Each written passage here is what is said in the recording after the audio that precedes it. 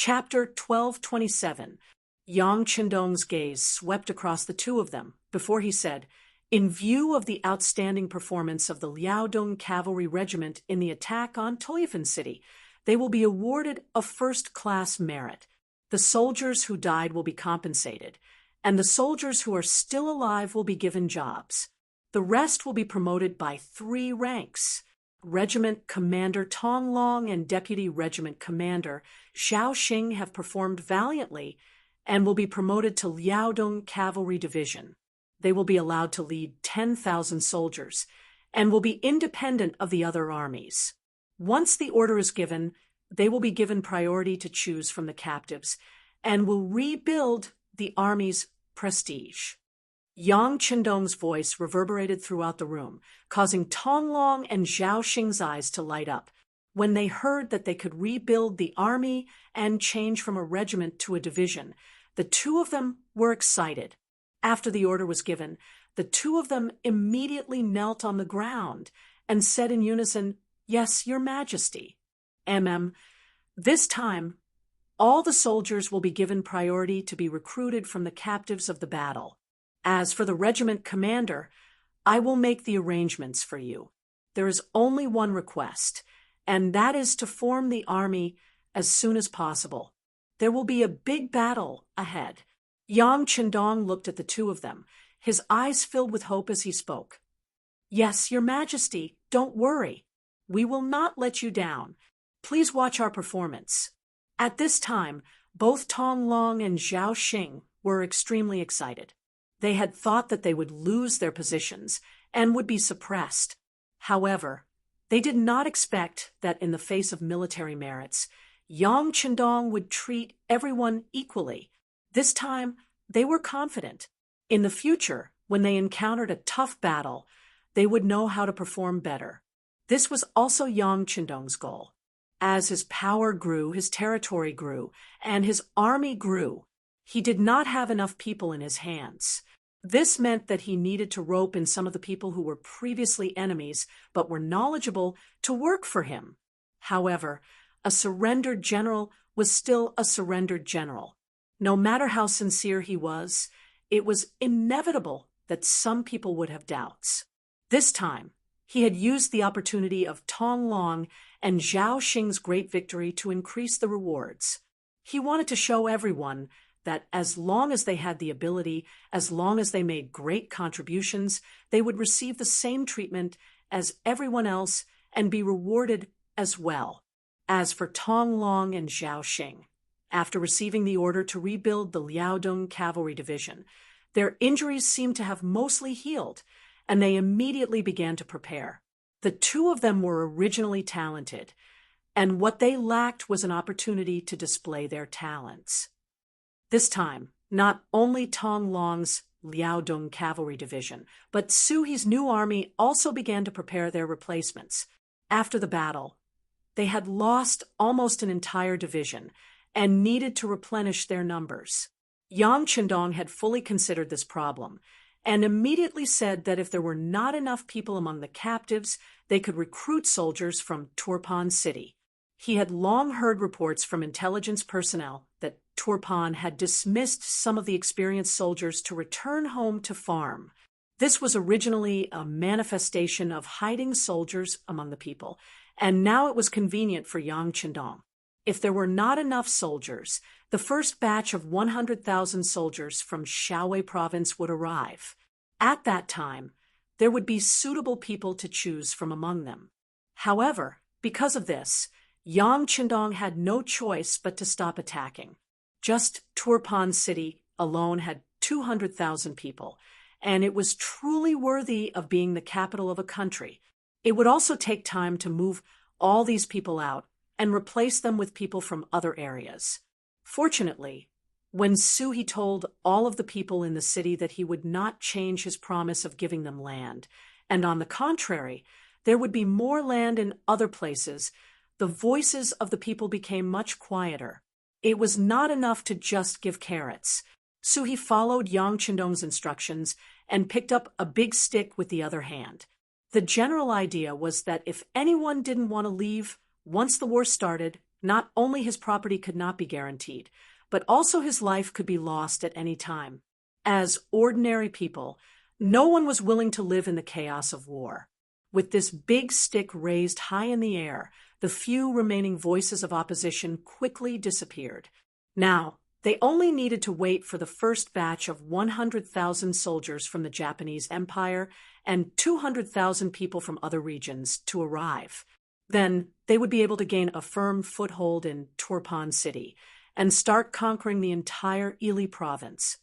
In front of Turpan City, every day, countless people of various races could be seen passing by. On both sides of them, there would always be many soldiers protecting them. On the city gate tower, Marquis Wokinghao Shi Heng's brows were tightly knitted together. His heart was like a stormy sea rolling over and over. Once upon a time, Shi Heng had looked down on Yang Chendong. It was just that he had a good background and had become the favorite of the emperor because he had given a potato to the emperor. He had also looked down on him because he was a business genius who knew how to make money. But no matter what his identity was, in the eyes of a general like Shi Heng, he was just a weak young master who only knew how to talk. If he wanted to, he could trample such a person to death at any time. But suddenly, the Tumu Fortress incident had put Yang Chendong at the heart of the struggle. Then there was the Battle of the Capital, and Yang Chendong had completely shone, becoming known as the war god. From then on, when Shi Heng looked at Yang Chendong, there was not only jealousy and envy in his eyes, but also a trace of fear. Until now, Yang Chendong had become the Bugnam of Gojoseon. Although he had made progress, he was just a Marquis Wokinghao. More importantly, he had already broken away from the shackles of the great Ming dynasty and become the king of a region. But now, he was just a commander-in-chief who had to Ming the emperor. The difference between the two was so great that although Shi Heng was unwilling, there was nothing he could do. After all, the gap was so big that he had no way to surpass him. When the Battle of Origin City began, Shi Heng thought that the opportunity had come, but he did not expect that he would fail at the last step. Now he was forced to retreat to Tulu City and watch Yang Chendong soar to the ninth heaven. The gap was getting bigger and bigger, and Shi Heng's resentment in his heart was getting deeper and deeper. Now he just wanted to have a chance to defeat the five-star army and prove that he was the best general in the great Ming dynasty. This pride made him like a ball of fire which had been tormenting him for a period of time. If it were not for the shortage of food and fodder, and the fact that the reinforcements had not yet arrived, he was afraid that he would have sent the troops after Yang Chendong left Tulu City. This wait lasted for more than 2 months. Finally, news came from the imperial court that the new rations had been delivered and the new soldiers were being assembled. Just as everything was about to be ready, he saw the Northern Ming Army's Great Migration Project, or rather, the Great Movement. Every day, he did not know how many people and soldiers walked through the gate of Tulu City. 1 day, 2 days. It had been like this every day for more than half a month, and there was still no sign of it stopping. Shi Heng's fire was also constantly cooling down. Until now, cold sweat had begun to appear on his forehead. How many days has it been? Shi Heng, who was standing on the city tower, asked with a trembling voice. Marquis, it's the 22nd day. General Zhou Qing, who was at the side, answered the question with a serious face. 22 days, 22 days. Shi Heng's face turned uglier as he muttered the number silently. If there were only 10,000 people passing by each day, that would be more than 200,000. Not to mention, it was far from ending. He really didn't know where Yang Chendong had gotten so many civilians and soldiers, and what exactly were they preparing to do. The moment the five-star army bared their fangs, Shi Heng suddenly had an idea of invincibility. He did not even dare to think about it. If the target of these soldiers and civilians was Tulu City, would he still be able to defend it? Or rather, how long would he be able to defend it? Just as Shi Heng's face was filled with thoughts, another group of cavalry and infantry walked through Tulu City with a bright 5-star flag. They seemed to be intentionally demonstrating their power. Coincidentally, Shi Heng caught sight of them as they passed by the city walls. Is that ancient river? When Shi Heng looked up, he saw a handsome general in armor walking less than a mile away from the city. Seeing that figure, Shi Heng's squinted eyes suddenly widened. Yes, I think so. Zhou Qing recognized the person at a glance. It was General Ancient River, a former member of the 10,000 prefectures. As a former colleague, he couldn't be more familiar with him. But when he noticed Shi Heng's tone, he quickly changed his words and spoke in an uncertain manner. He doesn't look like he is Ancient River? Didn't he already surrender to the 5-star army? What is he doing here?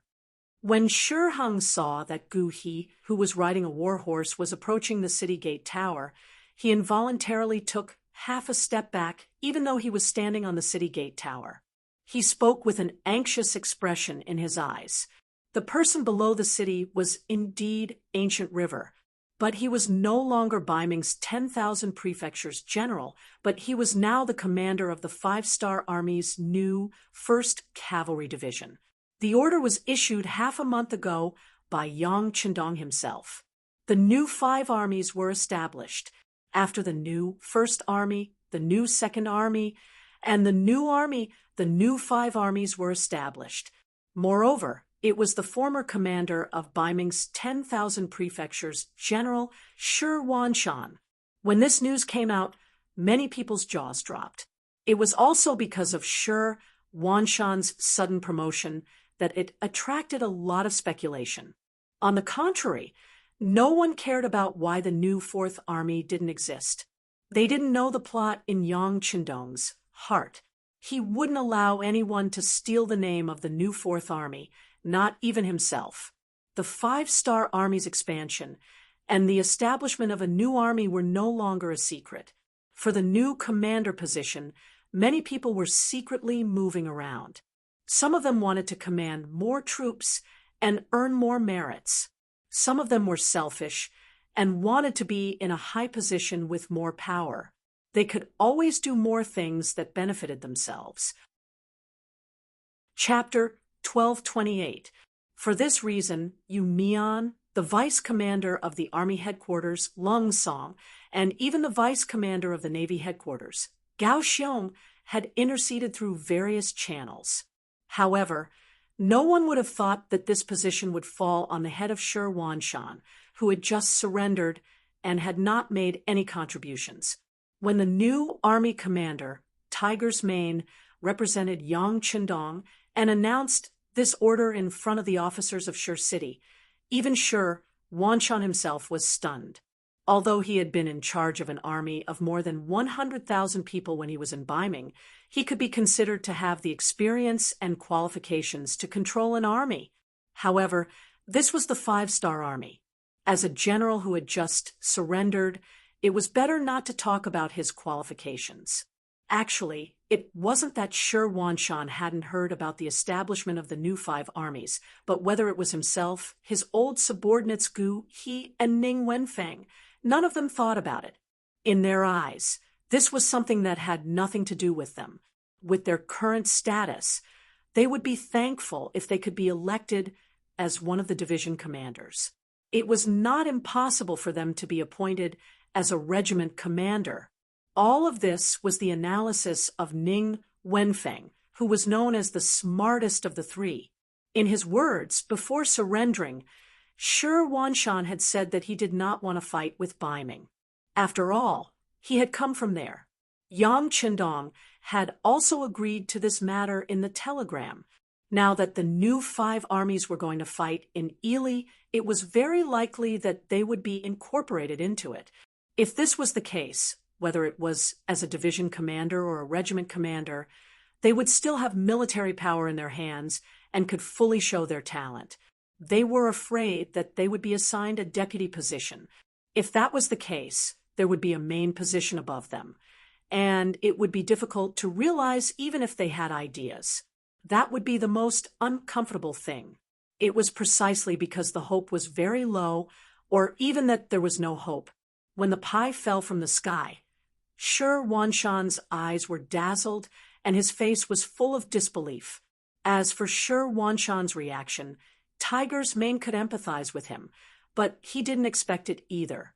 However, since this was an order from the young master, he would definitely carry it out unconditionally. Therefore, he only glanced at the petrified Shi Wanshan and continued to read out the order. Order: Ancient River is the commander of the 1st Cavalry Division of the new 5 armies. Li Yu is the commander of the 2nd Cavalry Division, and Meng Chao is the commander of the 3rd Cavalry Division. Each division has 4 regiments. Each regiment has 2,000 soldiers, and each regiment has 400 soldiers. Each regiment has 8,400 soldiers. At this point, Ancient River and the other 2 were also excited. They never thought that they would actually become a division commander. That meant that they could command close to 10,000 cavalrymen. However, no one noticed that one of the officers was clenching his fists, revealing the nervousness and unwillingness in his heart. This person was none other than Ning Wenfeng, the former head of Baiming's Wanquan Du Si. In the Wanquan Du Si, Shi Wanshan was in charge of the overall situation. His breadth of mind also allowed him to have talent in this area. In terms of martial prowess, Ancient River was naturally the most outstanding. It wouldn't be an exaggeration to say that he was a fierce general. However, when it came to the smartest person, the one who could understand the intentions of the higher-ups the most was definitely Ning Wenfeng. Most of the time, this Ning Wenfeng acted as Shi Wanshan's military advisor. This time's appointment was already beyond his expectations.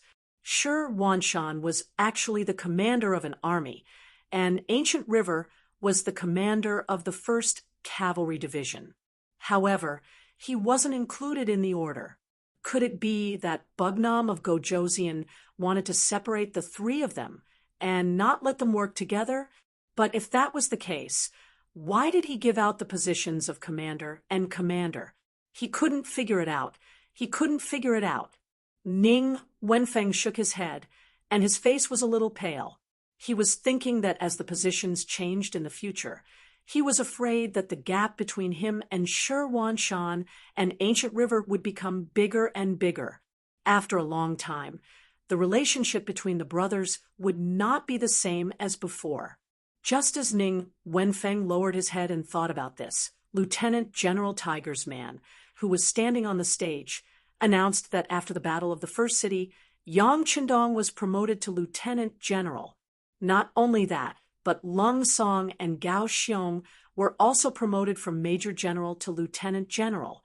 Lung Feng's Army and Navy Division commanders were also promoted from Senior Colonel to Major General.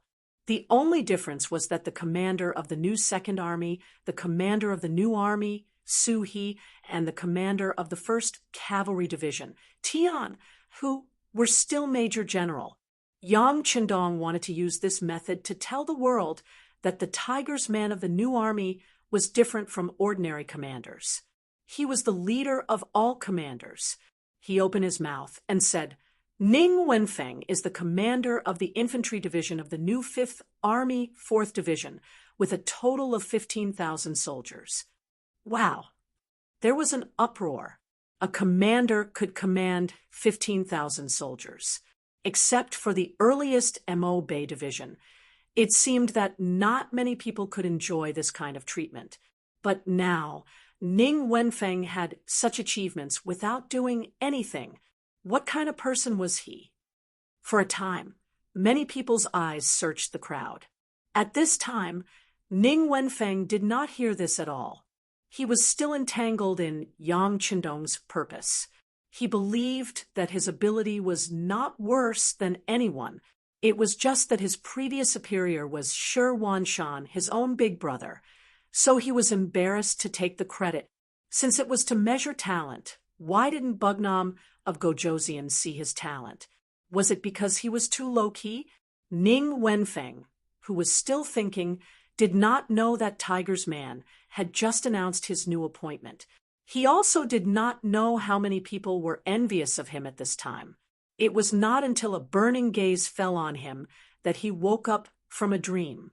Then Ancient River, who was beside him, gently nudged him. "Hurry up and thank him with us." Before he could figure out what was going on, Ning Wenfeng was gently pulled out of the group by Ancient River. Then they all gave a military salute that was not very standard. Ning Wenfeng, who had already walked out of the group, was still a little confused.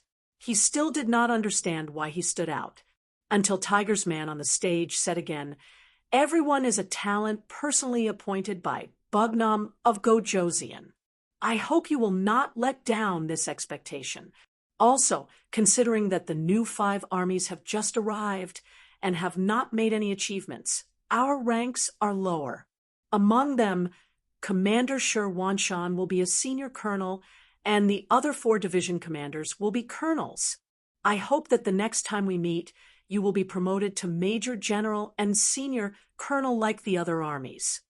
After saying this, Hu Mang looked expectantly at the 5 people who had stepped forward. In fact, how could he not want to contribute his troops and give it his all? How could he not want to fight on the battlefield and establish meritorious service? But who asked him to be Yang Qindong's most trusted person? He wanted to stay in the first city and build it like an iron bucket. "Okay, you can go and prepare. The soldiers can be selected from the Han army, the Mongol tribe, and the small Japanese army that has just arrived. The preparation time is half a month, and then we will send them to the inner area." After saying this, Tiger's man waved his hand. Immediately, the dust settled on the high-ranking officials of the new 5 armies. This decision was completely out of everyone's expectations. The sudden appearance did indeed catch some people off guard. However, this order was personally issued by Yang Qindong. It was said that he only reported it to the army headquarters before announcing it. Even Lung Song, the deputy commander, did not have any chance to intervene. This was enough to prove Yang Qindong's expectations for the new 5 armies. When the meeting was over, Tiger's man left first. The other officers took the opportunity to congratulate Shi Wanshan and the others. No matter what, it was not a bad thing to be on good terms with a commander. Ning Wenfeng, who was in the crowd, was still confused. Facing the congratulations of several officers who he did not even know the names of, he only smiled and cupped his hands. When the people around him gradually decreased, Ancient River gently pulled him, then said with a smile, "What's wrong, Commander Ning? Are you not happy to be in command of 15,000 infantrymen? Why don't we change it?" "What? Command 15,000 infantrymen? What's going on?" Ning Wenfeng was completely confused. His face was full of doubts and puzzlement. He didn't know that Ning Wenfeng had been distracted. He only thought that Ning Wenfeng was sick and wasn't feeling well. He reached out and touched Ning Wenfeng's forehead. Feeling that it wasn't hot, he said, "What's wrong? Didn't you hear when Commander Tiger announced the order just now? You are now the infantry division commander of the new 5 armies 4th division." "What? My division commander?" Ning Wenfeng exclaimed and pointed at himself. This scene was also seen by the other officers who were walking at the back, but they all smiled and shook their heads. They did not care. Obviously, if they were suddenly appointed as division commanders, their situation would not be much better. Seeing Ning Wenfeng making a fuss about nothing, Ancient River nodded. "Yes, it was just announced in front of everyone. How can it be fake? I say, what are you thinking? Didn't you hear it just now?" Faced with He's question, Ning Wenfeng already didn't care at all. When he found out that he also held the position of a division commander, Moreover, he was the infantry division commander of 15,000 men. At this moment, he only felt deep self-blame. What did he mean by Yang Qindong did not have the insight and could not see through people? In the end, he measured the heart of a gentleman with the yardstick of a villain. After a while, Ning Wenfeng finally reacted. Then he looked around and did not see Shi Wanshan's figure. He could not help but ask, "Where's Big Brother?" Oh, Big Brother went to see the other two division commanders. You also know that a person who becomes a division commander will naturally be busier. Ancient River said with a matter-of-fact expression. This order shattered a lot of hope, but at the same time, it also gave a lot of people hope. In the past, it was always said that the five-star army did not care about seniority and only looked at ability. Some people believed these words, but some people did not. However, with the matter of the new 5 armies, they had no choice but to believe it. Not long after, a new order was spread throughout the army. Commander Tong Long, who was also a fallen general of Liaodong, was promoted to division commander after making a great contribution.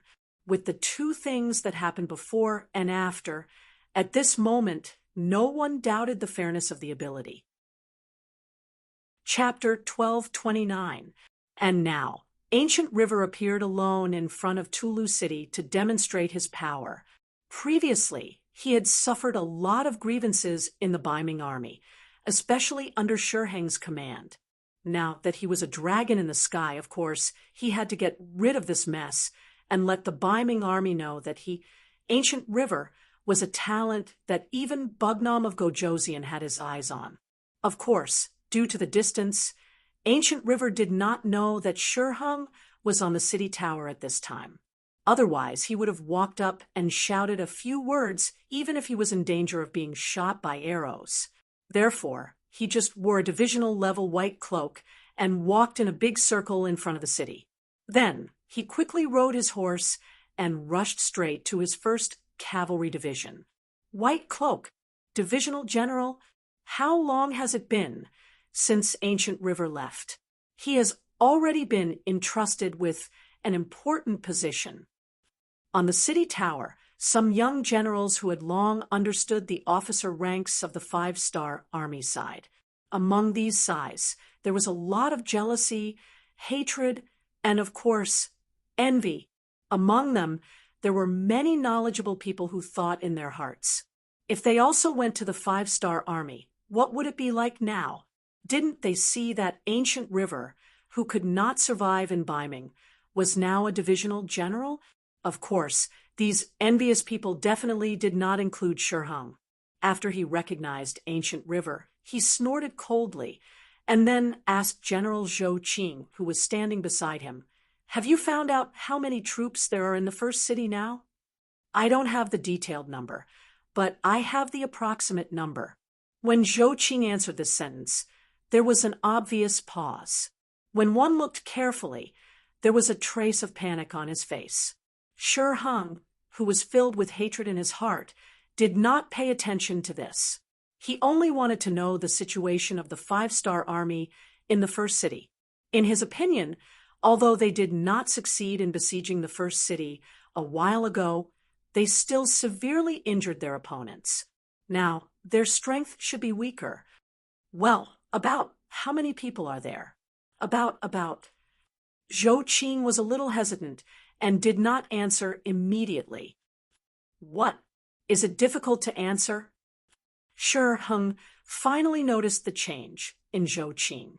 This shout also attracted the attention of some people nearby. "Tell me, how many troops do you have? I want to know." Shi Heng didn't care so much.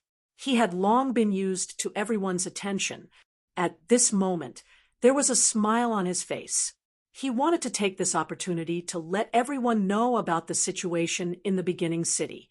This way, he could increase his confidence. Zhou Qing also noticed the gazes of the people around him. At this moment, he didn't want to say anything. However, he did not expect Shi Heng to be angry. There was a hint of anger in Shi Heng's eyes. Hence, he decided not to think too much about it. After all, Zhou Qing was the one who forced him to say it. After that, Zhou Qing replied straightforwardly, reporting to Marquis, according to our scouts' investigation, there are about 700,000 people from the 5-star army in Origin City. Hee, a mere 7, what? How many did you say? At this moment, Shi Heng finally came to his senses. He stared at Zhou Qing with his eyes wide open. 700,000 people, but not all of them are troops. There are also some civilians. Zhou Qing knew that this would be the result, but what could he do? You force me to say it. Hearing that there were quite a number of civilians, Shi Heng suppressed the fear and anger in his heart and asked again, how many troops do I mean? You don't have to use the number of civilians to deceive me. Yes, there are about 300,000 soldiers. This time, Zhou Qing finally gave a definite answer. 300,000. This number made Shi Heng's body tremble. He then forced himself to stand firm. There was a trace of blood in his eyes at this moment. He was speechless for a long time. He originally thought that after more than a year of siege in the beginning city, the strength there would be greatly reduced. Once Ming's reinforcements and provisions appeared, it would be time for him to launch a large-scale counterattack. He never expected that the number of the enemy's troops would increase instead of decreasing. How did this trick work? How could he bear this result? Then, whether it was Zhou Qing or Shi Heng, what was even more unexpected was that this number would continue to expand as time passed. It was not because of anything else, but because Shaowei province had a population of 8 million. Among them, more than 600,000 soldiers were captured by the 5-star army. Under the encouragement of the 5-star army policy, more young people from Shaowei province volunteered to join the army. According to Yang Qindong's plan, Shaowei province could recruit at least 400,000 soldiers. In total, there would be 1 million soldiers. At least half of them would be transferred to the grassland.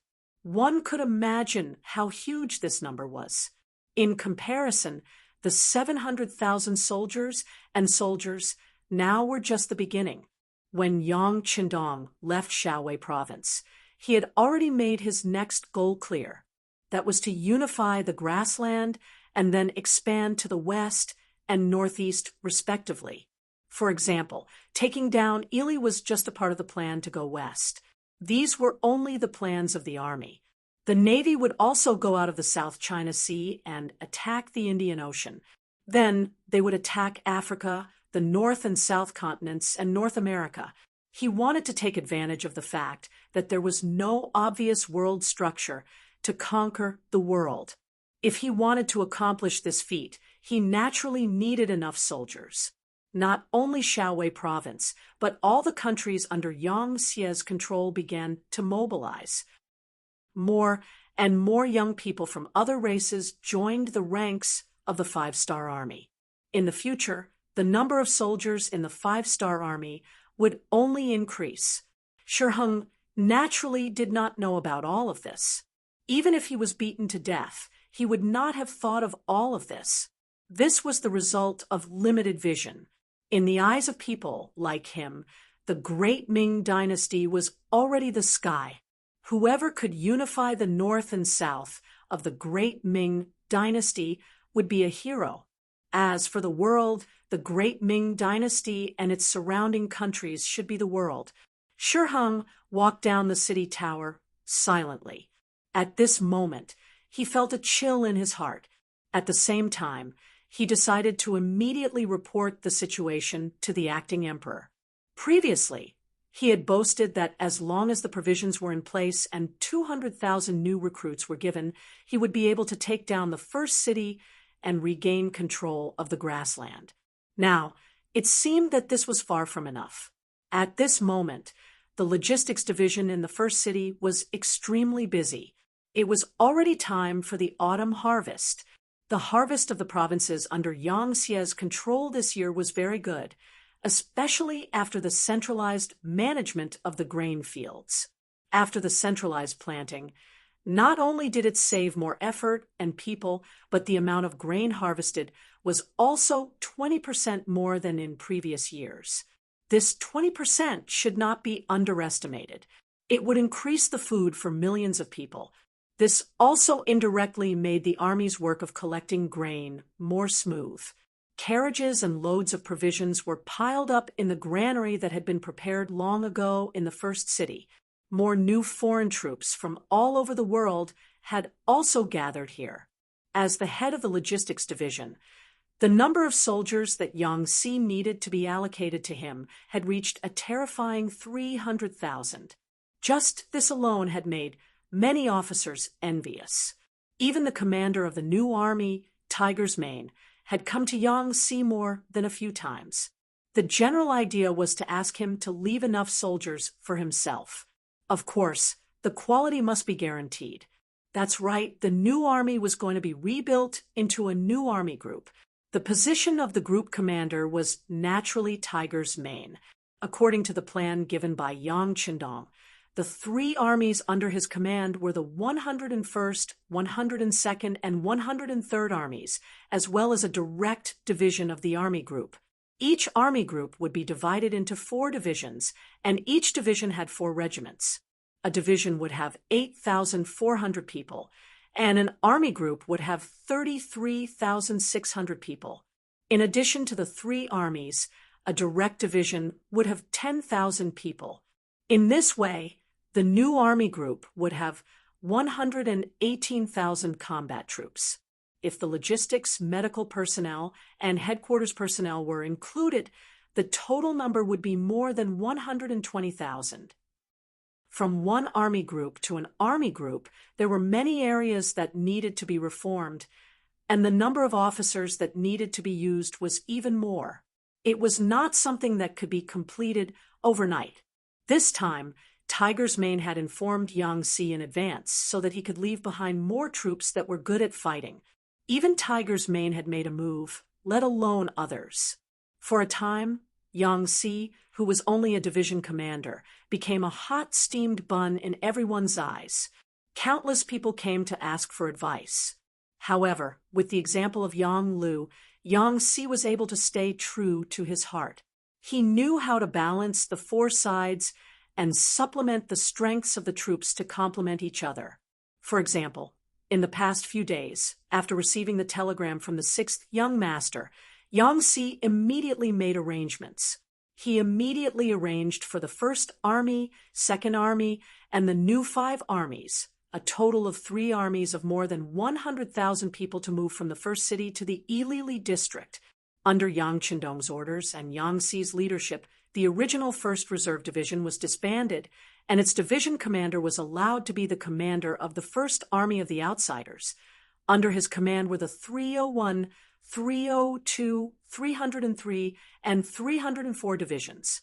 The original 1st to 5th divisions were disbanded, and the original 1st Division commander Nyo Duo was promoted to the commander of the 2nd Army. Under his command were the 305th, 306th, 307th, and 308th divisions. Among them, the 1st Army of the Outsiders was the first to leave the first city, and the vanguard had already arrived at 8 Miles City. Then it was the 2nd Army of the Outsiders, followed by the new 5 armies, Ancient River, and the others that Shi Hung had just seen. It could be seen that this time, Yang Chendong was determined to solve the problem in one battle. He would not allow some places to be reversed. This time, he would use the situation of the army to completely occupy and control that area. After sending out 3 armies, Yang Si still had to help form a new army. In addition, he had to start forming the 3rd Army, the 4th Army, and even more armies. It had to be said that the pressure was still very great. However, Yang Si, who had great power in his hands, was both painful and happy. The Turpan kingdom was occupied, and the allied forces of the 3 countries were defeated. When the news spread to the entire Ili district, the crowd was in an uproar. Many people were shouting in their hearts that the wolf was coming, but for a moment, they were somewhat helpless. In particular, The three kings of this area felt even more pressure. In addition to arranging their troops tightly and recruiting soldiers, they also sent people to Turpan City, wanting to solve the problem in this area by asking for peace. Chapter 12:30. The only difference between the three kings was the leader of Wara, Yes-hen. It could be said that he was the one who first came into contact with Yang Chendong. At that time, Yang Chendong was only the sixth brother of the Yang family and had not shown any military talent. In less than 10 years, Yang Chendong already had a territory that was countless times larger than his own. This made him feel ashamed, and at the same time, he knew that such an opponent would not back down, let alone talk about peace. Not putting his hopes on peace talks, Yes-hen also did not contact the kings of the three kingdoms. In his view, since the five-star army came, and they could not talk about peace, then the three kingdoms could not back down and could only fight with the five-star army. Whether or not he allied with them would not change this fact. Since that was the case, why would he need to ally with them? If he had the time, it would be better to look further and find a stronger ally to resist the five-star army. The allies that Yes-hen targeted were the descendants of the Mongol White Horde, Jianibek Khan, and his brother Kelai. In 1428 AD, the White Horde was divided, and a bull seized the opportunity to seize the ruling power of the White Horde. He and his brother Kelai rebelled against a bull's rule. After they were defeated, they led their troops to seek refuge in the eastern Chagatai Khanate. They were not welcomed by the Khanate and were arranged to be nomads between the Chu and Taraz rivers. Kelai and his men supported Jianibek Khan and established the Kazakh Khanate. At this time, the two of them had just become khans. The entire Kazakh Khanate was still in a period of instability, and there were still some opposing forces that appeared from time to time. In order to gain the trust of the two brothers, Yes-hen sent one of his most trusted and one of the four remaining generals, Bo-Muir, to lead 50,000 elite Wala cavalry into the Kazakh Khanate and eliminate the opposing forces one by one. In more than a month, who knew how many people they had killed, gradually stabilizing Jianibek Khan's position and gaining the friendship of his brother Kelai. Seeing that it was about time, Bo-Muir brought up the matter of the five-star army. He even mentioned that if the lips were gone, the teeth would feel cold. Just like the rise of the Mongol Empire in the past, the five-star army will also slaughter their way over like our ancestors. At that time, we will all become prey and be at their mercy. This was what Bo-Muir had told Janibek Khan and his brother Kalei. After that, some information regarding the five-star army was sent to the two of them. The strength and rise of the five-star army quickly aroused the vigilance of the two brothers. It was not easy for them to obtain their current territory. Of course, they would not allow others to seize it. In order to stabilize their forces, they quickly decided to send out their troops. Kelai personally led 80,000 cavalrymen and followed Bo-Muir into the Ili region, directly converging with Yeshin's troops. Yang Chendong did not know about any of this. Yang Shi's intelligence network was indeed very powerful, but he didn't pay much attention to Kazakh, which was still very far away. In his eyes, attacking and occupying Kazakh wasn't the most important thing at the moment, so he just established a small intelligence group there. In addition, that region had always been in chaos, so the intelligence network could not be of any use. This allowed the five-star army to have an additional 220,000 cavalrymen under their noses. Moreover, they were all elite cavalrymen that no one had discovered.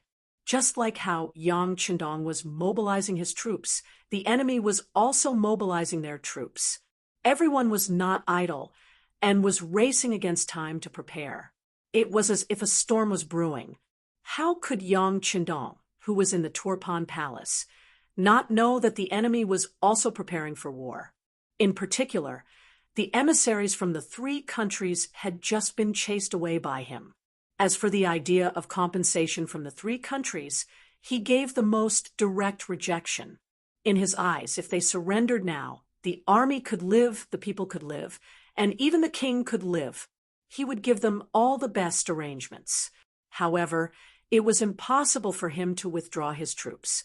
The emissaries from the 3 countries left with regrets. Yang Qindong knew that there was no other way but to fight. It was only a fight. Who was he afraid of? Yang Qindong had absolute confidence in the 5-star army. Once the reinforcements arrived, he would have enough troops. That would be the time for him to launch an all-out attack. And just as Yang Qindong was thinking about the next military plan and which country to attack first, an urgent report suddenly appeared.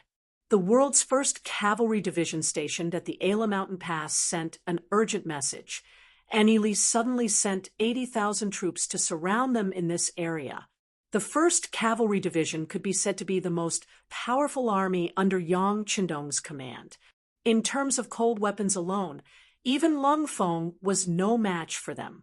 If even they sent an urgent message, one could imagine how bad the situation was.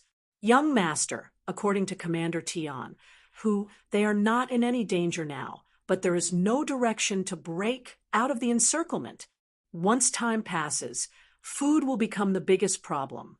Please make a decision as soon as possible. Beta Persei, who was acting as an advisor, came to this conclusion after reading the telegram and the sand table placed in front of him. Yang Qindong supported this point of view. With the strength of the 1st Cavalry Division, it was very difficult for anyone to find trouble with them. Now that they were not breaking out of the encirclement, they were just looking for and waiting for an opportunity. Of course, it was not that the 1st Cavalry Division was not unprepared for this trip. On the contrary, they were fully prepared. Otherwise, they would not have appeared alone at the Ala Mountain Pass. If only 80,000 people wanted to find trouble with them, it would be difficult. However, if the enemy increased the number of troops, the situation would become serious. According to Tian, who, looking for an opportunity to find the weakness of the Ili Cavalry Division that was surrounding them, waiting was to see if Yang Qindong had a better battle plan, such as cooperating with the enemy from the inside and outside. If the 5-star army could send a large number of cavalry to support the 1st Cavalry Division, it would not be difficult to severely damage the 80,000 Ili Cavalry Division. In that case, it would be another great victory. Surrounding them but not attacking? What are they trying to do? Although Yang Qindong agreed with Beta Persei's analysis, there were still some questions in his heart that he could not explain clearly. For example, did the Ili Cavalry Division not know that it would be easy to be attacked from both inside and outside if they only surrounded them without attacking? If they knew and still did this, then what were they relying on? Young Master, could it be that they know the power of the 1st Cavalry Division and don't want to take the initiative to attack? They want to wait for us to break out of the encirclement? After all, we are not as familiar with the local terrain as they are. Beta Persei heard Yang Qindong's doubts and expressed his thoughts again. Yang Qindong nodded after listening. We can't rule out this possibility, but we also have to guard against them having any backup plans, such as surrounding them to attack the reinforcements. Beta Persei was startled when he heard this, then said, Young Master, are you saying that they are using the 1st Cavalry Division as bait to lure us over and then block our reinforcements? Aren't they a little too bold? Is it? On the battlefield, it's either you die or I live. It's okay to be bold. Sometimes you can only achieve great things by daring to think. Yang Qindong laughed, then shook his head indifferently and said, It doesn't matter if they are plotting something or not, since they have surrounded the 1st Cavalry Division. Then we have to save them. In this case, get the Far Eastern Army's 1st Cavalry Division's division commander, Dai Qua. The 1st Cavalry Division was surrounded near the Ala Mountain Pass, which was indeed Ili Cavalry Division's doing. The reason why they did this was just as Yang Qindong thought. They wanted to attract more 5-star army to appear here and then defeat them one by one. Since there was no possibility for the two sides to solve the problem through peace talks, then the only thing left was to fight. Therefore, Ili Cavalry Division was prepared to make the first move. After contacting Yarkand and Turpan, they sent 80,000 cavalrymen to block the 1st Cavalry Division at the Ala Mountain Pass. With 80,000 cavalrymen against the 16,000 soldiers of the 1st Cavalry Division, it was exactly 5 times their strength. This was the reason why Ili Cavalry Division dared to do this. They had even more confidence because of the support of the Yarkian Kingdom, the Turpan Kingdom, and the Vala tribe. Yes, after Yeshen received the support of 80,000 cavalrymen from the Kazakh Khanate, his military strength reached 220,000. This gave him the confidence to compete with Yang Qindong again. Not to mention, this time they were in the dark while the 5-star army was in the light, and with the full support of Ili Cavalry Division, he really couldn't think of any possibility of failure. The defeat of the Allied army under the Turpan Kingdom taught the 3 kings a good lesson. After the incident, although they had criticized each other, the moment they sat down, the grim situation forced them to unite and fight against the 5-star army. After experiencing the trauma of the war, the foundation of the alliance became firmer. After seeing the power of the 5-star army, the 3 kingdoms started to recruit more soldiers. This wasn't just about the gains and losses of a city or a land. It involved the destruction of a country, so they couldn't help but muster up all their energy. Under the recruitment, the military strength of the 3 kingdoms was constantly increasing. Among them, Ili Cavalry Division recruited 100,000 soldiers, increasing their military strength to 270,000. Yarkand recruited 100,000 soldiers, increasing their military strength to 220,000. Turpan was even more impressive. They had always been hiding their soldiers among the people. This time, they recruited 150,000 soldiers, increasing their military strength to 250,000. If the 140,000 from Wara and the 80,000 from Kazakh were added, they would have another 220,000 soldiers. In total, they had nearly 1 million soldiers, and most of them were cavalrymen who were good at fighting. If it wasn't for this recruitment, the 5 powers wouldn't have known that they had such great power. When this number was placed in front of them, it gave them endless confidence. Otherwise, they wouldn't have dared to attack the strongest of the 5-star army, the 1st Cavalry Division. Chapter 1231. In the words of Prime Minister Apu of Ili, if they were to move, they would send out the strongest troops of the 5-star army. As long as the 1st Cavalry Division was destroyed, the morale of the 5-star army would be affected, and it would be time for them to counterattack. With such a consensus, Ili sent out 80,000 troops to surround the Ala Mountain Pass. This was because the other factions were slow in deploying their troops. Otherwise, it wouldn't be 80,000 troops, but 180,000 or 280,000. Surrounding the 1st Cavalry Division was only the first step of Apu's plan. While he urged the other factions to send more troops, he was also waiting for the 5-star army's response. If they wanted to break out of the encirclement, he would use his advantage in numbers to deal a heavy blow to them. On the other hand, if they decided to defend and wait for reinforcements to arrive, he would be able to use this time to dispatch more troops here and kill off the reinforcements one by one. Now that Apu had made the first move, it was time to see how the 5-star army would react. He wanted to see how the famous King Wunan of Daemyong would break out of this situation. Apu didn't have to wait for too long before the 5-star army's reinforcements appeared. It was the Liaodong Army's 1st Cavalry Division. a total of 8,400 people rode out of the city. This scene was quickly noticed by the scouts and was reported to Apu and the other factions. Haha, they really are preparing for a middle attack. But this Bugnam of Gojoseon is looking down on someone too much. He only sent out 10,000 cavalry. Does he really think he can turn the situation around? Men, inform King Hardenbarter and ask him to make a move. After receiving the report, Apu revealed a look of understanding. In his view, Yang Chendong's move wasn't very smart. Just as a huge battle was brewing in Ili and could erupt at any time, a group of unexpected guests came to Shajing City. The reason why it was called a group was because they didn't have many people, only 6 in total.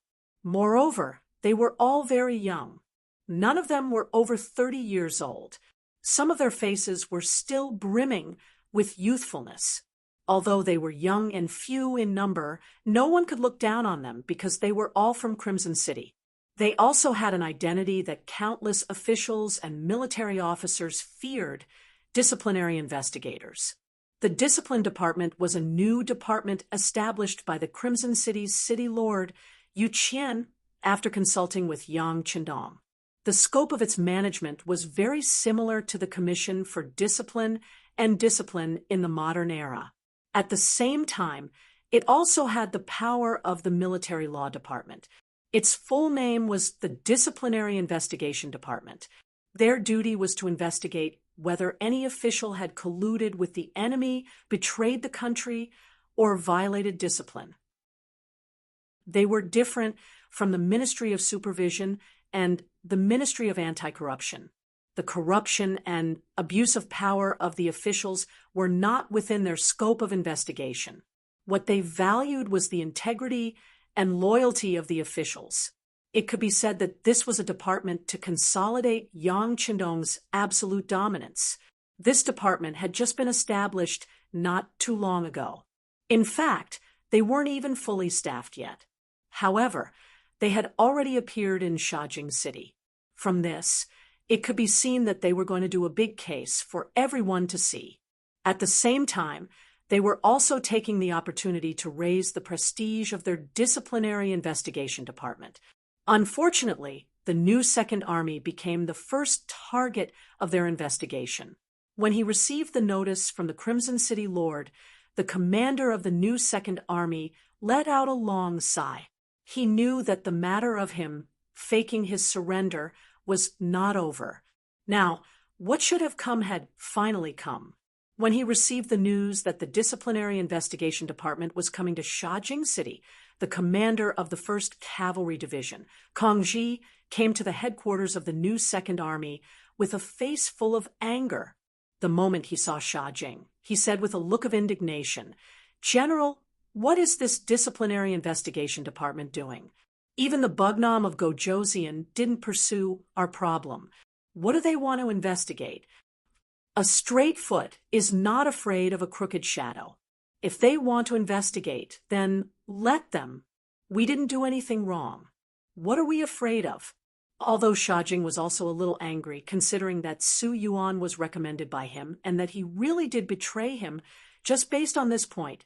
Even if it was a big mistake that couldn't be remedied, it could only be investigated by others.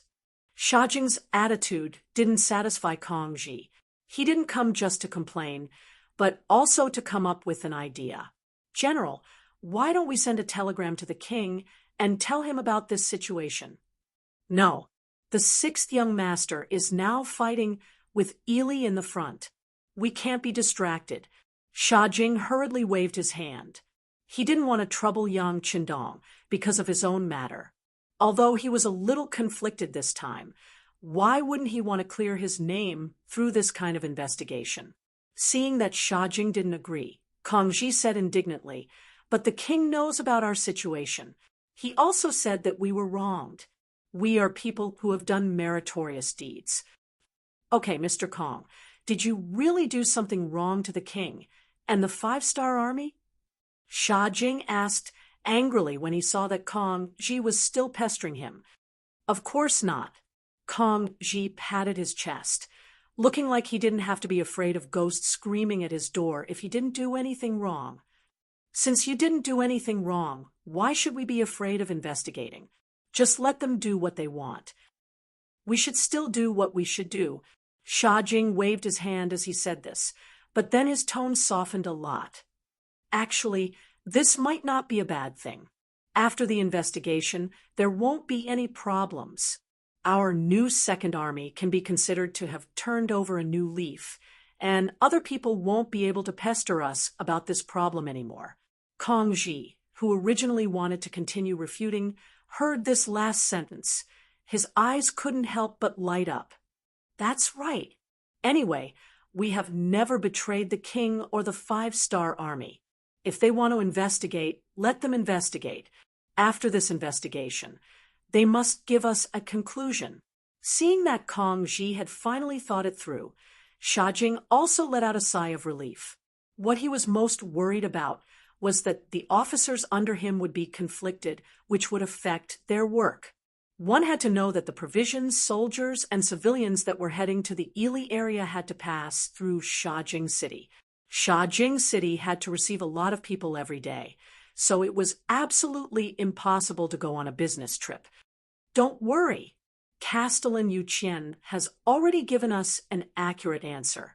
After this investigation, there will be a conclusion. With this conclusion, no one will talk about the new Second Army's past. Shajing calmed Kong Ji's anger, but he didn't know that some people were angry because of this. At this moment, in front of Shajing City, 6 young people were standing there. Their faces were very ugly. The leader was wearing a long robe. At this moment, he was frowning and covering his nose. From time to time, there would be civilians and soldiers entering the city. When they walked past him, they would bring different smells, which seemed to make him very annoyed. Speaking of which, he had always lived in Qiqian City. The hygiene there was excellent, and the air was good. When had he ever seen such a scene? The civilians and soldiers were rushing through the night without the conditions to take a bath, so it was reasonable that there were all kinds of smells on their bodies. This made Muda, the leader of the disciplinary investigation department, have an ugly expression. What made him even uglier was that he had already arrived at the entrance of Shajing City, but there was still no crowd to welcome him. Although Yang Qindong advocated that Yang Xie didn't like to do such things, but when he really came, there wasn't even a single person to welcome him. This made Muda angry. From his point of view, this was the new Second Army not putting him and the disciplinary investigation department in their eyes. Humph, you better not have any problems. Otherwise, I will make an example out of you. After a flash of anger passed through Muda's heart, he covered his nose again. He raised his head and waved his hand as he led his 5 team members into Shajing City. In the new Second Army's headquarters, Shajing had just met with a passing 5-star army commander. They discussed how long they would stay here and how much food they would bring with them. After that, a soldier came to report that Muda, who claimed to be from Qiqian City, had arrived at the headquarters and wanted to meet with him. From Qiqian City, and he's a leader? After Shajing heard this, he quickly understood that this must be the group that was investigating him. He immediately said, "Let's go, lead the way." In the reception room of the military headquarters, Muda and his 6 team members had already found a place to sit down. After coming here, they could finally drink tea without having to smell the unpleasant smell. The 6 of them looked much better. Thump, thump, thump. The sound of hurried footsteps came from outside the hall. Then Shibi, who was wearing a major general's uniform, walked into everyone's line of sight. The moment they saw the major general, the young men in the hall wanted to stand up. However, when their gazes landed on their leader, Muda, they realized that he did not do anything. They could not help but put their raised butts back down. Compared to a major general, they valued the identity of their team leader more. After all, that was the person who could decide their future. Of course, Muda also saw the departure, but because he was angry that the other party did not welcome him, he wanted to show him who was the boss. So he sat down and did not move. She slowly stood up when she was about 5 steps away from him. After he entered the hall, no one paid any attention to him. His heart skipped a beat. He had a feeling that the investigation team did not come with good intentions. Because Shibi had once betrayed the 5-star army, even if it was forced by circumstances, even if it was just an act in many people's eyes, it was a fact, a part of history. Therefore, he felt guilty and did not reject the investigation team. However, the personal guard beside him didn't think so. Seeing that the 6 guests were still so arrogant, even when the military commander was here, he couldn't help but be furious. He shouted, "The military commander is here. Don't you know how to stand up and welcome him?" Muda, who had already raised half of his buttocks, heard this and sat back down. He then said in an annoyed tone, "Oh, I didn't know that commander, she was so arrogant. I say, Commander, you won't punish us for not welcoming you, right?" Chapter 1232. Step down. Shibi had a premonition that something was wrong when the guard shouted those words. Seeing that Muda was indeed angry, he hurriedly scolded the guard. Then he squeezed out a smile and took the initiative to bow and extend his right hand to Muda. "You must be team leader Muda. As the saying goes, a slap doesn't hit a smiling face." The other party was also a major general, so Muda couldn't go too far. He stood up a little bashfully and shook Shibi's hand. "I am Muda, the team leader in charge of this investigation. And seeing that Commander Shibi is so travel-worn, you must be very busy." At this moment, Shibi didn't look travel-worn at all. He was wearing a brand new Major General's uniform and was abnormally clean. This was what he had just changed into. In his mind, since it was someone from Qixien, then it was someone from the headquarters. He should treat them well. That was why he changed into a clean set of clothes. He didn't expect that this would cause Muda to misunderstand. However, Shibi didn't know this. He thought that Muda was being polite, so he told the truth. "It's normal for me to be busy. Just now, I met with a new logistics officer of the 5th Army to discuss the matter of food. That's why I came late." Shibi was naturally telling the truth. However, in Muda's ears, it wasn't the case. A major general actually lowered himself to meet with a regimental officer. Furthermore, he was in charge of logistics. Who would believe this? Muda's first impression was that Shibi was being perfunctory. "Oh, so you're saying that, Commander, she is really busy. A regimental officer can waste so much of your time. It seems that there will be battalion and company officers next.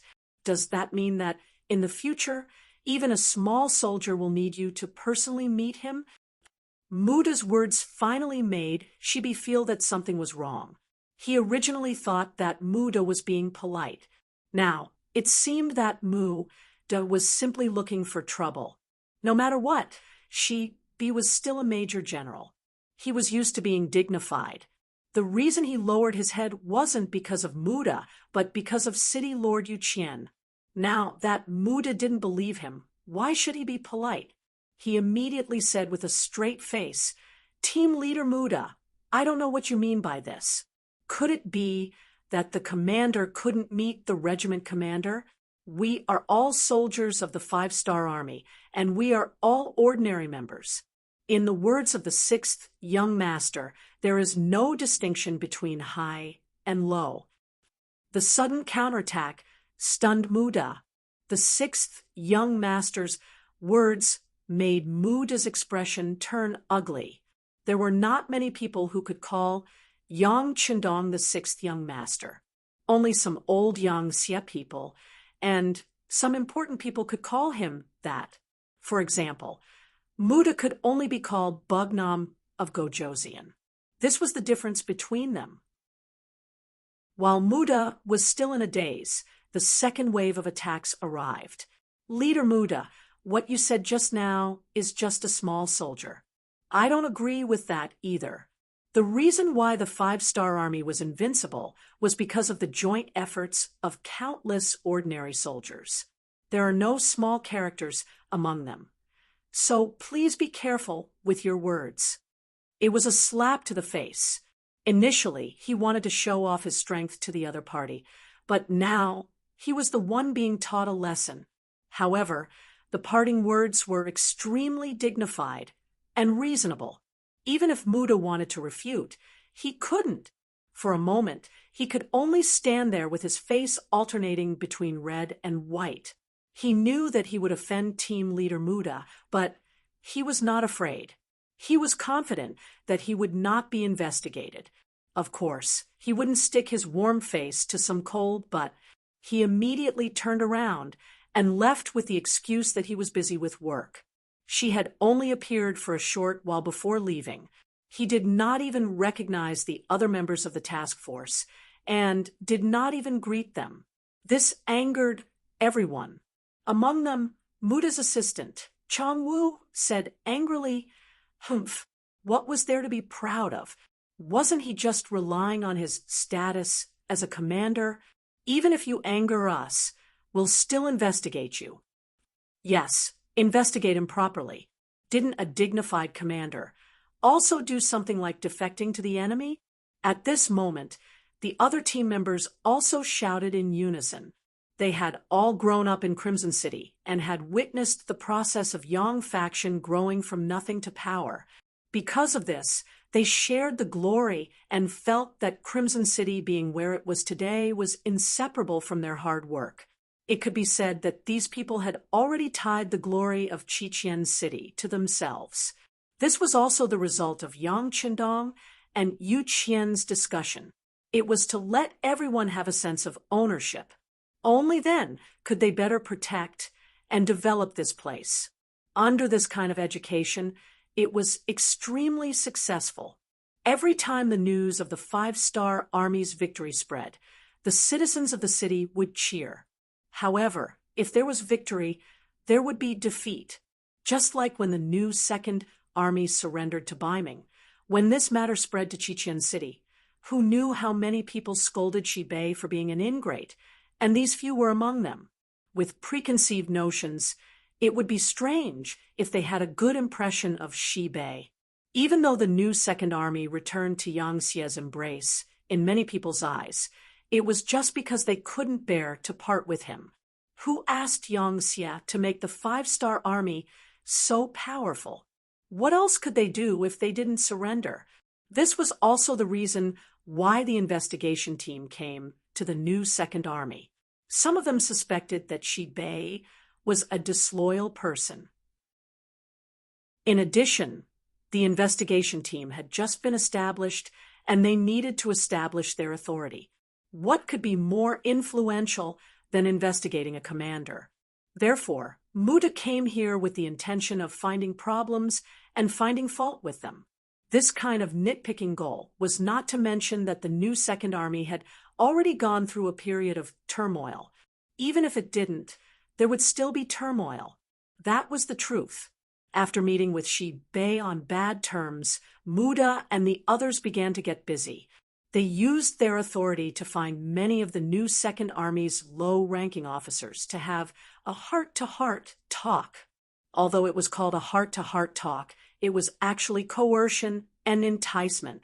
They took the initiative to guide the results they wanted. The commander of the 1st Cavalry Division, Kong Ji, quickly found out about this matter. He originally wanted to go and tell Shiba about it, but after thinking about how his previous visit to Shiba was fruitless, he actually went straight to the 6th base in a fit of anger. He directly said that they were here to cause trouble and had a huge argument with Captain Muda. Muda was put on the spot by a division commander. In a fit of anger, he found the members of the public security in Shajing City. They had already received orders from Shajing City to cooperate with the investigation team. Immediately, a team of 20 people walked out and went to the 1st Cavalry Division's headquarters to arrest Division Commander Kong Ji. It was naturally impossible for 20 members of the public security to do as they pleased in the headquarters. As soon as they entered the headquarters, they were surrounded by the guards. All the weapons in their hands were also taken away, waiting for Division Commander Kong Ji to deal with them.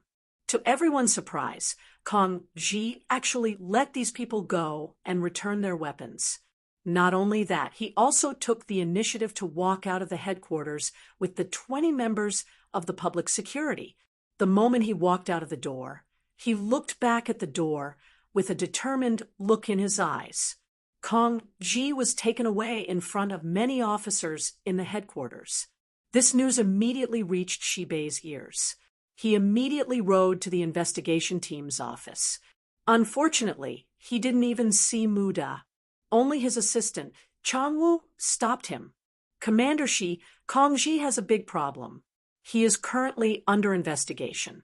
Before the problem is solved, no one is allowed to see him. Please go back.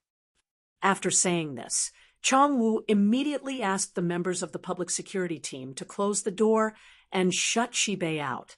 After being given the cold shoulder, Li Xian's face turned extremely ugly. He swayed on the horse and fainted. Fortunately, the bodyguard beside him reacted quickly and caught him.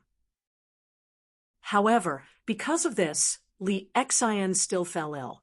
An army's work schedule was instantly affected when both the commander and the 1st Division commander couldn't work at the same time. The most direct result was that many soldiers, civilians, and food supplies passing through Shajing City to Ili Lianli had to stop because of this. The longer they stopped, the more complicated the problem would become and harder to solve. The other officers of the new Second Army saw that the situation was getting out of hand and quickly notified the new First Army. In a sense, everyone was a military unit, but the new Second Army was under the management of the new First Army. In the headquarters of the new First Army, Tiger's Mane's face darkened when he heard about the new Second Army's situation. What the hell? Don't they know what time it is? The war in Ili Lianli is at a critical time. Why do they need an investigation team? That's right, Tiger's Mane. I think these people are just here to cause trouble.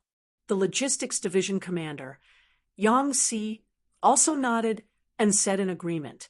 He was a practical person and admired people who did things. He hated it when people stabbed people in the back. No, Shajing City is a transit battle zone. We can't let it fall into chaos. We have to send someone there to solve the problem there. Tiger's Mane shook his head and said, as if he had made up his mind.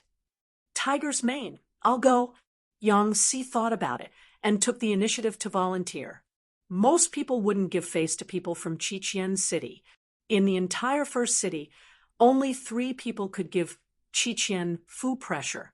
They were Tiger's Mane, Yumian, and Yang Si. Needless to say, Tiger's Mane was the commander of the new First Army and would soon be the commander of the new First Army. He was also Yang Qindong's study companion since he was young. No matter which identity he used, it was enough to give the people in the Qiqian City headquarters pressure. However, it was too flattering for him to meet an investigation team as Tiger's Mane. So it was not suitable. Yu Mian was Yu Qian's eldest son and was from Qiqian City. Of course, there was no problem. It was just that the literati's method of doing things was not decisive enough. What Shajing City needed now was a thunderous method to solve everything.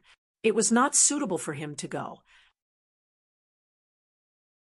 Chapter 12:33. In the end, only Yang Si was left.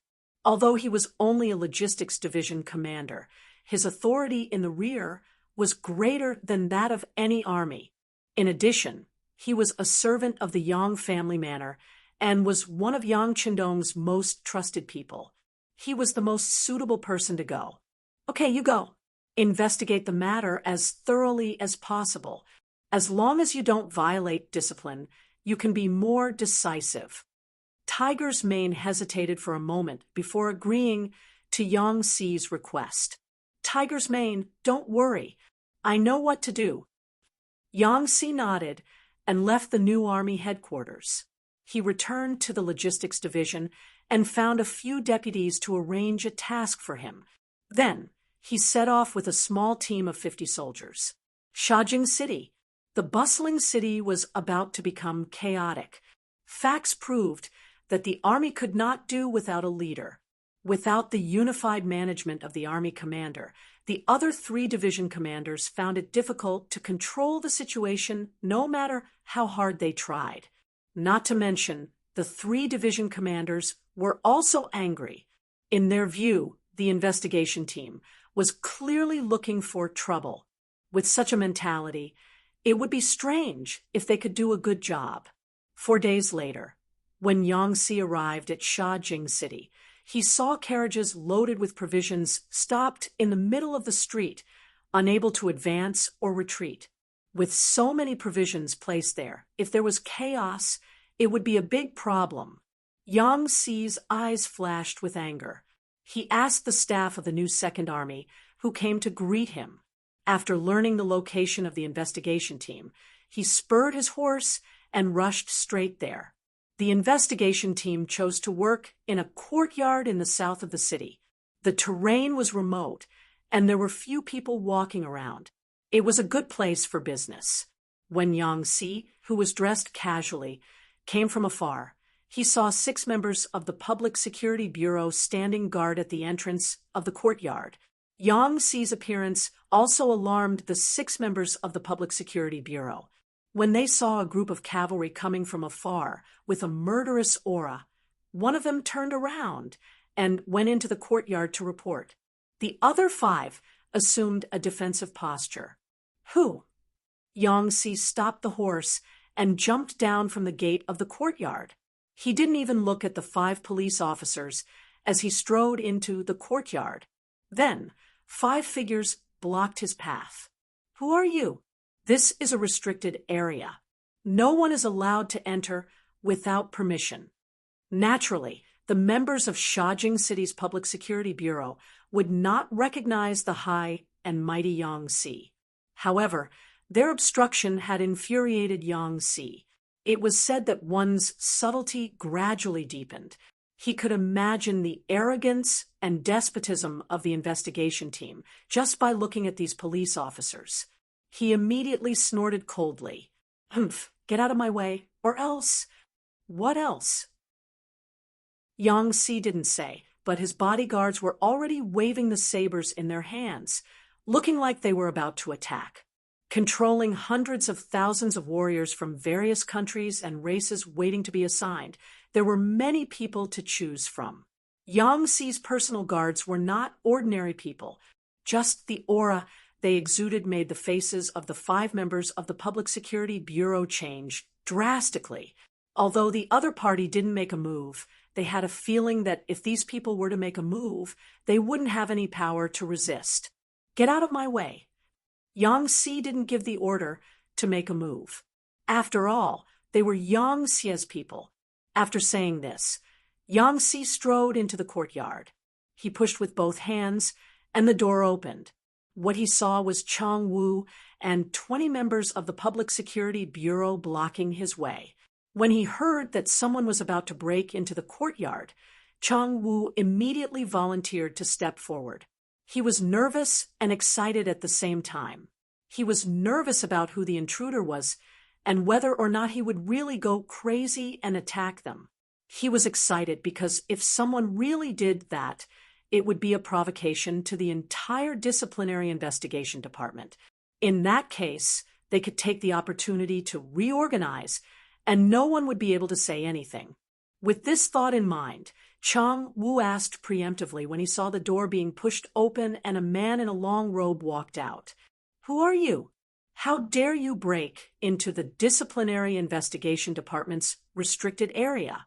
Put down your weapons and surrender immediately, and you may receive lenient treatment when you are sentenced.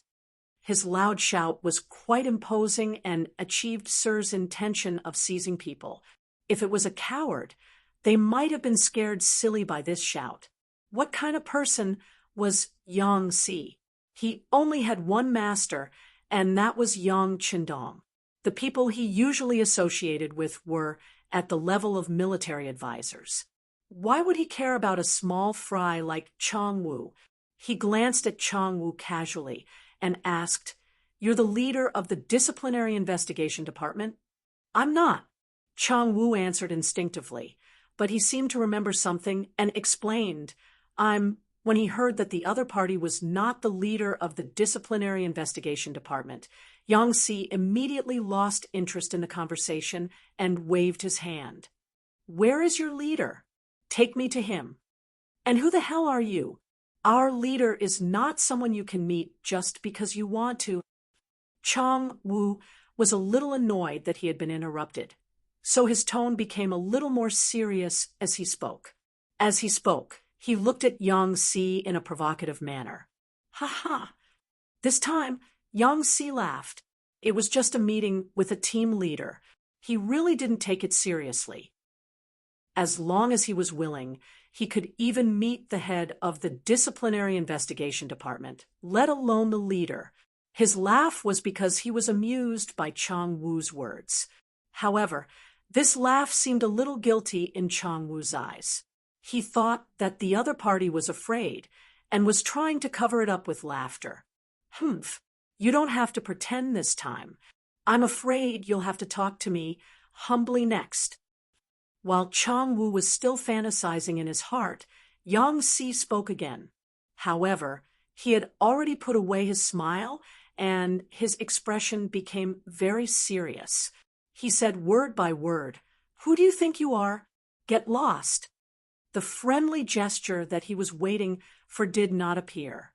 Instead, he was shouted angrily. This made Chang Wu's expression change drastically. He involuntarily stretched out his right index finger and was about to curse. Before he could speak or do anything, the bodyguards brought by Yang Si moved again. One of them rushed forward and dislocated Chang Wu's chin. Then he swallowed the words that he wanted to say. Then one of them flashed an identity token in front of the more than 20 members of the Public Security Bureau who were making a move. "We're from the logistics division of the beginning city. We need to do something here. Get out of the way." The moment the name of the logistics division of the beginning city was revealed, the expressions of the more than 20 members of the Public Security Bureau changed drastically. Then they obediently leaned to the side. Although the military and the Public Security Bureau did not have much interaction, and even a major general did not have any privileges in front of ordinary members of the Public Security Bureau. However, this did not mean that Yang Si did not have any. He was Yang Qindong's servant. At the same time, his logistics division was also responsible for sending backup forces to the local Public Security Bureau. For example, some young and strong men who were not selected by other armies were likely to turn around and enter the local Public Security Bureau. Some old veterans who were injured but not very seriously would also be sent to the Public Security Bureau. These things were all decided by the logistics division. Therefore, Yang Si could be said to be normal for them. When they thought about how even their branch chief had to smile when he saw the logistics division, they were just ordinary members. What was the big deal? They could not afford to offend such a person. Immediately, they hurriedly retreated to the side, looking as obedient as they could be. Yang Si did not look at them again. This time, he came to look for the investigation team leader. As for other things, he did not care about them. He still strode in and soon arrived at the inner courtyard. He saw an officer in a captain's uniform being interrogated in a relatively spacious hall. Perhaps because they were too focused on the interrogation, those people actually didn't notice Yang Si's arrival. Yang Si also wanted to see how the investigation team worked. He immediately waved his hand and asked the soldiers to be quiet. He stood there and watched from a distance. Speak, Company Commander Lee. It's still the same question. When you surrendered to the Biming army, you had no choice. But when you turned around and surrendered to the 5-star army, was it also because you had no choice? The person who was interrogating was the team leader, Muda. At this time, he was looking at the company commander named Li Yun with a serious face. To be able to become a company commander, one must have experienced life and death situations. They were all on the front lines. People like this, they were tall, short, fat, thin, and had different education levels. They might even be different races. However, they all had one thing in common, which was that they were not afraid of death. Facing the serious Muda, Li Yun's face did not have any seriousness. Instead, he laughed and said, I say, Team Leader Li, you have asked the same question many times. I have also answered many times. At that time, Shajing City and Jingzhou City were heavily surrounded by the Biming army. There were no reinforcements on the outside and no food on the inside. We had no choice but to feign civility and surrender to the Biming army. However, our hearts have always been with the 5-star army. It is best described as being in one's camp while our hearts are in another's camp. As for us returning to the 5-star army, everyone was willing. It was also the result of everyone's wishes. What is there to be helpless about? Shut up. Hearing Li Yun still say the same thing, Muda angrily said, Company Commander Li, please face my question. I am not answering. Li Yun's expression became more serious as expected. However, the words he said made Muda and the others quite angry. But what I said is the truth. I can't go against my conscience and say what you want. What do you mean by what we want? We are investigating the truth. Muda, who was angered by Li Yun's behavior, snorted coldly and said, Fine, since you said that you have always been loyal to the 5-star army, then let me ask you, how did Captain Wu Xiaoyi die? Was it your commander who killed him personally? Chapter 1234. When it came to Wu Xiaoyi's matter, Muda obviously had some confidence. This was the truth. At that time, this guard captain rushed into the Biming army's camp and killed a few Biming army soldiers who bullied the civilians. How happy was that? However, after he came back, he was not treated as a hero. Instead, he was killed by Shibei. Based on this, he had reason to suspect that Shibei really wanted to join the Biming army at that time. This matter was a clear proof. He wanted to please the Biming army. When it came to this matter, Commander Li Yun's expression became much more respectful. That's right. Guard Captain Wu was killed by our military leader.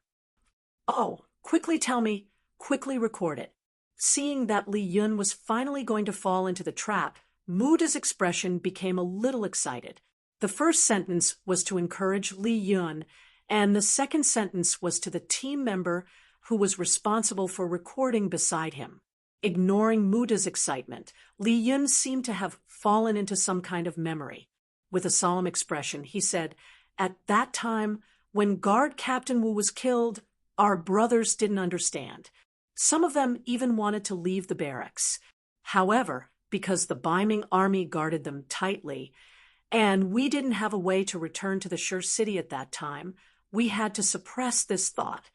However, it wasn't until later when we rebelled against the Biming army and the military leader personally held a memorial service for Guard Captain Wu that everyone realized that it was just a show.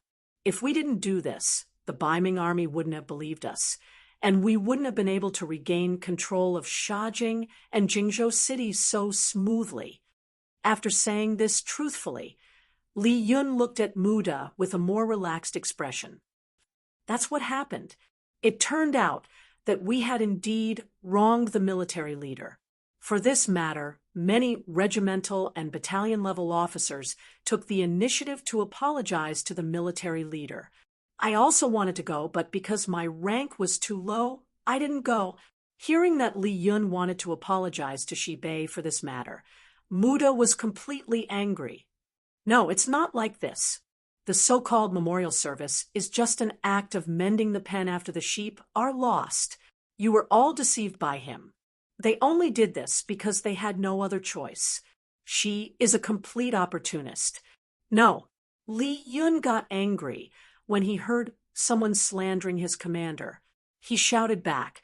This matter was discussed between the commander and division commander Kongji. Even the deceased captain Wu agreed to it. This matter was explained later. No. Muda shook his head crazily. How can a person be willing to die for a plan? That's just what they said. It's basically Shi Bei and Kongji's false confessions. That's the truth. You've all been deceived. With Wood's way of thinking, he could not accept the fact that someone had died in order to complete a quest. Moreover, the completion rate of this quest was so low. Therefore, he would never believe that such a thing would happen. From this, he concluded that all of this was a conspiracy that Shi Bei and Kongji had discussed. Because of this, he had detained Kongji in order to cause chaos in Shi Bei's army. Now, Shi Bei was indeed staying at home. Although it was said that he was recuperating, according to his analysis, this was clearly a manifestation of fear. Muda was still shouting and yelling. He even wanted to force Li Yun to admit everything. As a bystander, Yang Si couldn't stand it anymore. Some people didn't understand Wu Xiaoyi's actions. However, as someone who was also from the military, he believed that when things were urgent, someone would make such a sacrifice. On the battlefield, there were many people who sacrificed themselves to save their comrades. Yang Si didn't want to see Muda oppressing Li Yun like this. He coughed lightly and walked out. This sound also attracted everyone's attention. When Muda realized that there were still bystanders in the courtyard, his expression darkened. He said with obvious displeasure, "Who are you? Who allowed you to be here? Where's Chang Wu? Where are the public security team members who are maintaining order? There's no need to yell. They're all outside. They've been restrained by my men," Yang Si said as he strode forward. When he heard that Yang Si had restrained Chang Wu and the others, Muda's face flashed with anger. "Who are you? Who gave you the authority to do this? Who gave you the authority to coerce and extort confessions? Is this how the people in the disciplinary investigation department work? Humph. I'm going to ask Chief Guan Wenzheng about this. How does he teach his subordinates?" Seeing that Muda was still putting on airs in front of him, Yang Si was also angry. This person was clearly a mad dog who would bite anyone he caught. He wouldn't let such a person get away with it. When Muda saw that someone was quarreling with him, he wanted to refute in a fit of anger. However, when he heard the other party mention the minister's name, he was stunned. He had a feeling that the person who came this time was of high status. Muda shut his mouth, and Yang Si ignored him. Instead, he strode into the interrogation room. First, he looked at the sign with the word interrogation hanging by the door. His right hand suddenly moved, and he pulled out his saber and slashed at it. Ding dong! The wooden sign with the word interrogation fell. Yang Si's voice rang out. "Who gave you the authority to interrogate our outstanding officers without any evidence? Let me tell you, this is only an interrogation and not an interrogation. You have to remember your authority." Under such a domineering saber, the room was so silent that one could hear a pin drop. A few members of the disciplinary investigation department stared at Yang Si with wide eyes. Obviously, they didn't expect someone to be so bold as to smash the sign in their office. Just when the room was completely silent, the company commander named Li Yun stood up and saluted. He asked tentatively, You are division commander, Yang? Oh, you know me? Yang Si had a good impression of this neither servile nor overbearing Li Yun. He smiled and replied, "It's really Division Commander Yang. I'm Li Yun, the company commander of the 2nd Battalion of the 3rd Regiment of the 2nd Cavalry Division. I've seen Division Commander Yang once from afar." As he spoke, Li Yun scratched his head embarrassedly. He probably also knew that his status was too far away from Yang Si's. "Oh, you're quite considerate. Your performance just now was not bad. You didn't embarrass the military." Yang Si looked at Li Yun and seemed to be more and more satisfied. While the two of them were still talking, Muda's spirits rose again. He originally thought that the person who came was a big shot, since he even knew the chief's name. Now that he heard Li Yun call him division commander, he was relieved. He strode forward and looked at Yang Si with an arrogant attitude and said, "So it's Division Commander Yang. Hee, how bold of you. Not only did you dare to order us around, you even dared to destroy our office supplies. This time, you're in big trouble. Let me tell you, even if I mention our chief's name, no one can protect you." Yang Si was still puzzled. How did the other party have the guts to appear in front of him? When he heard the other party call him division commander, he came to his senses and laughed. He pointed at Muda and said, "Oh, I'm a division commander. Can I care about these things?" "Humph, you can't even protect yourself. What can you care about?" Muda looked at Yang Si with disdain. Obviously, he had already sentenced the other party to death in his heart. This time, he came under the authority of the Disciplinary Investigation Department. He was personally reported to Bugnam of Gojoseon by the City Lord of Crimson City. With such confidence, he wasn't afraid of a small division commander. One must know that in the room over there was still a division commander with outstanding military achievements. Snobbish. In the past, Yang Si didn't have a deep understanding of this saying. Now, he finally understood. He couldn't help but laugh out loud. Muda, who was beside him, also laughed out loud. Obviously, he thought that Yang Si's identity had been exposed by him. So he didn't know what to do. He had already decided that he would take Yang Si down and report to the headquarters. He would convict him of contempt and provocation of the Disciplinary Investigation Department. Before taking down a division commander, taking care of a division commander was a good thing. After laughing for a while, Yang Si suddenly stopped. He looked at Muda fiercely. He really didn't know why the Disciplinary Investigation Department would send such a person to do this. There was a saying that one could achieve anything with effort. With such a person in the Disciplinary Investigation Department, Yang Si was really afraid that he would get into big trouble. "All right, since you're not a good person, I'll take you down first. I want to see if you're clean or not." Yang Si was completely angered by Muda. He had already made up his mind. As for whether this would offend some people, he didn't care. At most, he would ask for forgiveness from the young master. However, before Yang Si could do anything, Muda spoke first. He said to the team members behind him, "Everyone saw it. This person dared to openly provoke and destroy public property of the Disciplinary Investigation Department. He's suspected of sabotaging our investigation. Shouldn't we arrest him and punish him?" Yes. The members of the investigation team naturally followed Muda's lead. After all, Yang Si's actions just now were indeed a provocative act. Good. After receiving the support of his companions, Muda shouted, "Then what are you waiting for? Hurry up and arrest him." Muda actually wanted to arrest him. Yang Si was really stunned by this order. He didn't know what gave the other party the confidence to arrest a divisional cadre without any evidence. Could this be the prestige of the headquarters? Originally, he couldn't find a good reason. Now that Muda wanted to arrest him, it didn't matter if he took action. Even if the young master found out about this, He wasn't afraid anymore. So, at this moment, instead of being angry, he laughed. He casually waved his hand and gestured to the soldiers behind him to arrest Muda. Chapter 1235.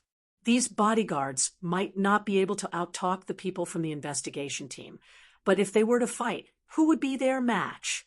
At that moment, the bodyguards swarmed forward, and the 5 members of the investigation team, including Mauld, were crudely pressed to the ground. What are you doing?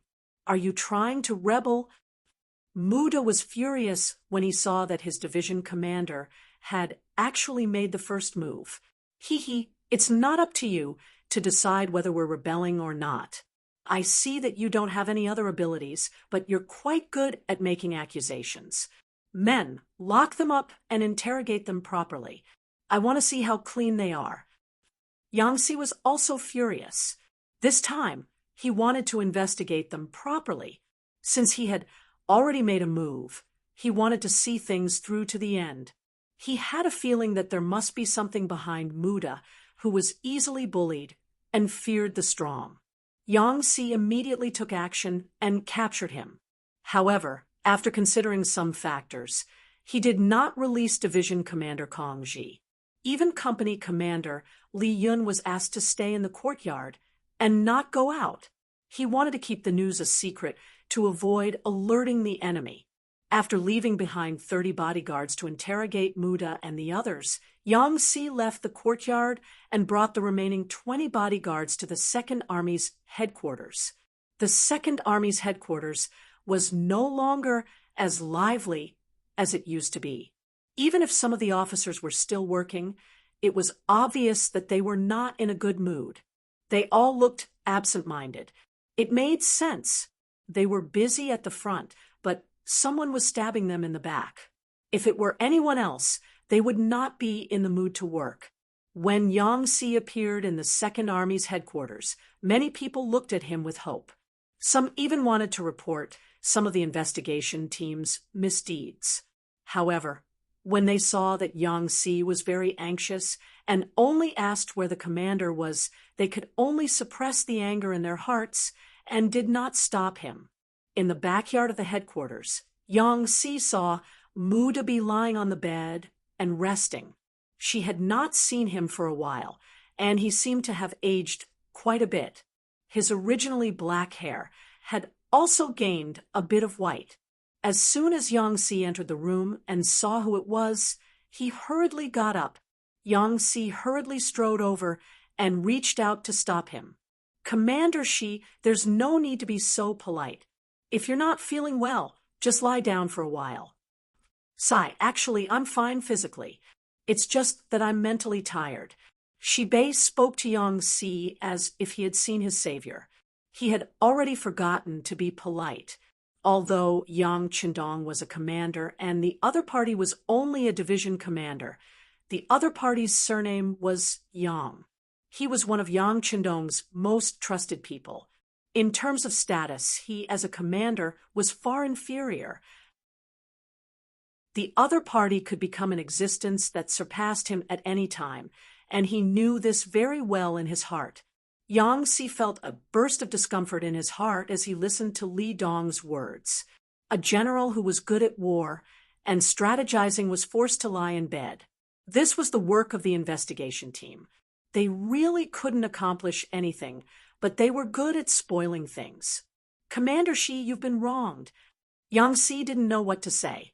Just one sentence was enough to make this general, who had killed in all directions on the battlefield and didn't even frown in the face of death, cry. A good man with iron bones couldn't stand being wronged the most. At this moment, Shibei seemed to have found a soulmate. He stepped forward and held Yangtze's hand tightly. "Division Commander Yang, please tell the 6th Young Master that I've never really betrayed the 5-Star Army." "All right, I will. I definitely will." Yangtze also replied with a face full of excitement. He deeply felt the weakness in Shibei's heart at this moment and decided to tell him a piece of good news. "Commander Shi, I've already detained the people from the investigation team. After I see you, I'll send a telegram to the young master and explain the situation here in detail. Is there anything else you want to pass along? What? The people from the investigation team were detained? Shibei's face was filled with shock after hearing this. It was just an investigation team of 6 people. Of course, Shibei didn't care about them. Any random team in the new Second Army could easily take care of them.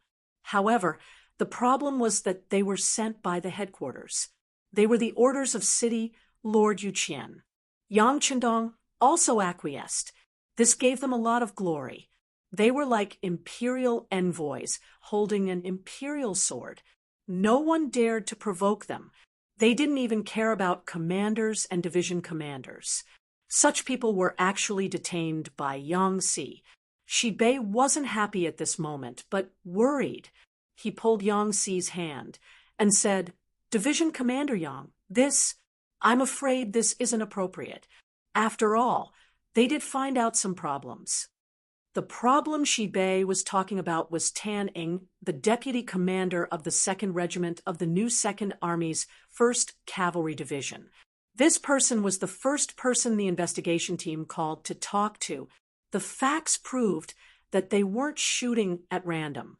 This person was actually Bai Ming's man. To be specific, he really surrendered when the new 2nd Army pretended to surrender to Bai Ming. He became Bai Ming's spy in the new 2nd Army. It was because the Disciplinary Investigation Department obtained this information that they sent the investigation team. They also obtained City Lord Yuqian's consent and Yang Chendong's acquiescence. It was also because of this that Muda dared to detain the 1st Cavalry Division's commander, Kongji. It was also because of this that Shibei couldn't raise his head. This was because he couldn't guarantee that there weren't any Bai Ming spies in the new 2nd Army. This also made the investigation team open and above board. The problem wasn't discovered by them. It was our intelligence department that obtained this clue first and then reported it to the headquarters. Then, it was handed over to the Disciplinary Investigation Department to handle. At the end of the day, Muda and the others only benefited from this information. Yes, that Tanning deserves to die. He actually ate our 5-star Army's food and worked for Bai Ming. However, this doesn't mean that the other officers are the same. We can't spoil the whole pot of soup because of a piece of rat *T. Don't worry, I know how to report this to the young master. Yang Si said seriously. These words were said with reluctance, and he kept nodding his head. Obviously, he agreed with this statement. Seeing that Shibei agreed with his opinion, Yang Si hesitated for a moment before saying, "But Commander Shi, after Tan Ying's incident, we still have to investigate. My opinion is that we can transfer the new 2nd Army's officers in batches. After we confirm that there are no problems, we can arrange for them to be transferred to new positions." This was the main reason why Yang Si had come to look for other people. No matter what, Shibei was still the commander of the new 2nd Army. If they were to move her officers, and it was a big move, it was reasonable for them to inform her first. Of course, we won't move the main officers. We also won't move those officers who have already been checked and confirmed that there are no problems. Yang Si was afraid that Shibei wouldn't understand, so he made a promise overnight. They could move the officers, but they couldn't move too many of them. Otherwise, it would really hurt the new 2nd Army's foundation. Yang Si wanted to continue explaining because he wanted to lower Shibei's guard. If even the commander couldn't figure it out, then the new 2nd Army's ability to work would definitely drop. What Yang Si didn't expect was that right after he finished speaking, Shibei already nodded in agreement before he could even say some comforting words. "Division Commander Yang Si, I wholeheartedly agree with this matter. After going through this crisis, the new 2nd Army can't be messed up anymore. The headquarters is willing to screen them for us. This will save us a lot of work." Shibei actually agreed. Yang Si said somewhat embarrassedly. Commander Shi, these are your heartfelt words. You can't let your emotions affect your decisions. Of course, they are heartfelt words. First, there was Su Yuan in the new Second Army, and now there's Tanning. To be honest, I'm almost too ashamed to face anyone. If the headquarters can investigate the background of these officers, it's of course a good thing for the new Second Army's combat power. Oh, right, I have one more request.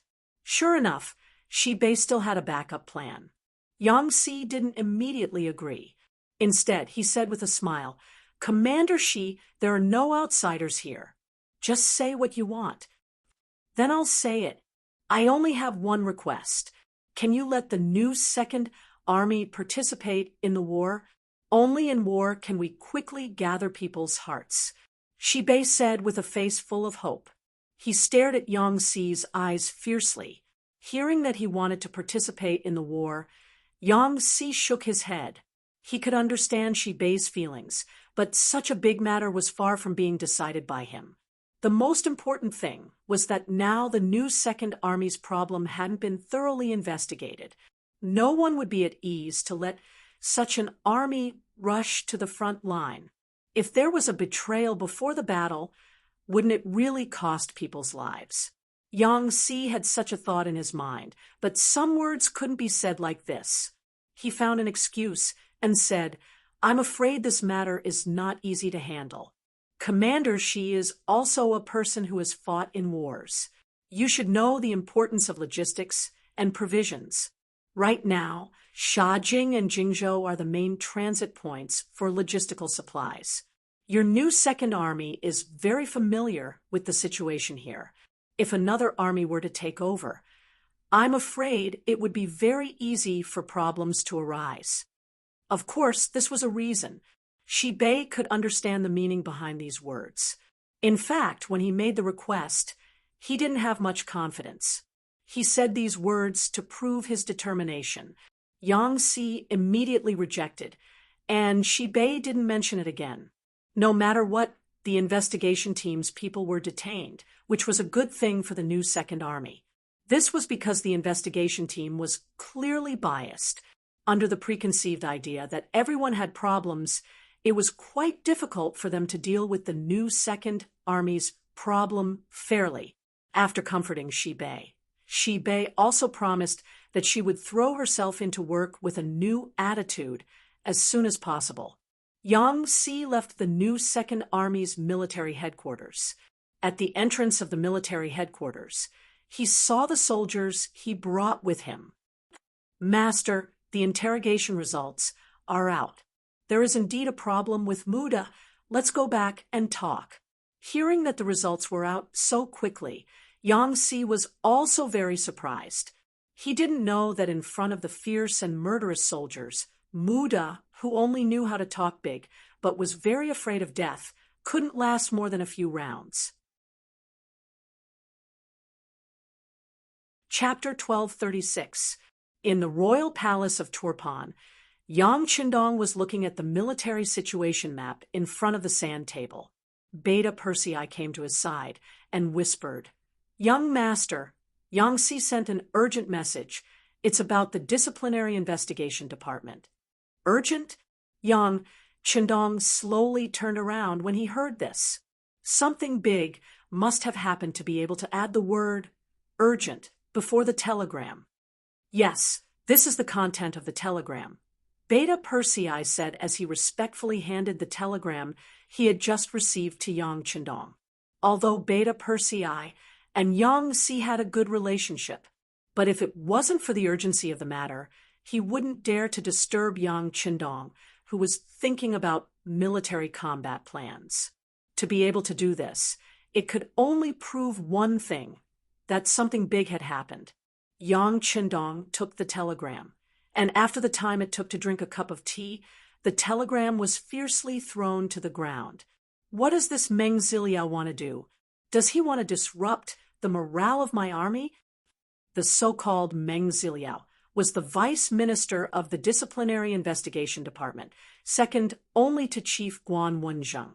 because he was very filial, learned a lot of literature, and wrote good essays, he was valued by Yu Qian and several other officials in Qiqian City. After a period of experience in other departments, they found that he was a talent, and this time they recommended him to be the first vice minister of the Disciplinary Investigation Department. It could be said that he held great power and reached the sky in one step.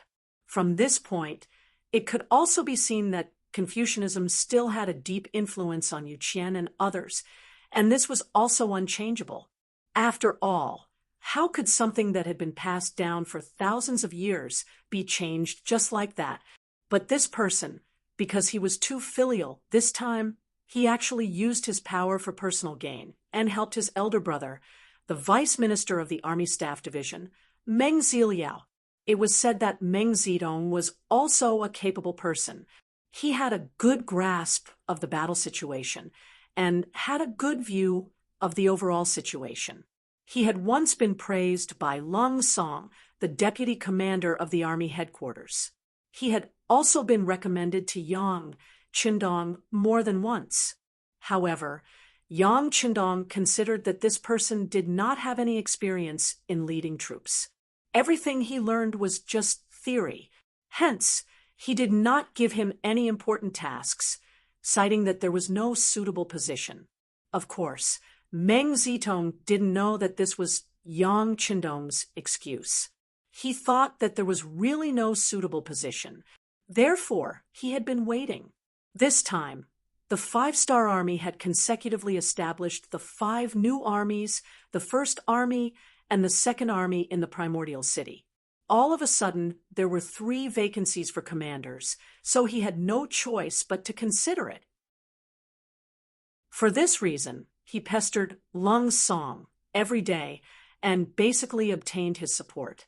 Meng Zedong never expected that Yang Qindong would have the final say in this matter.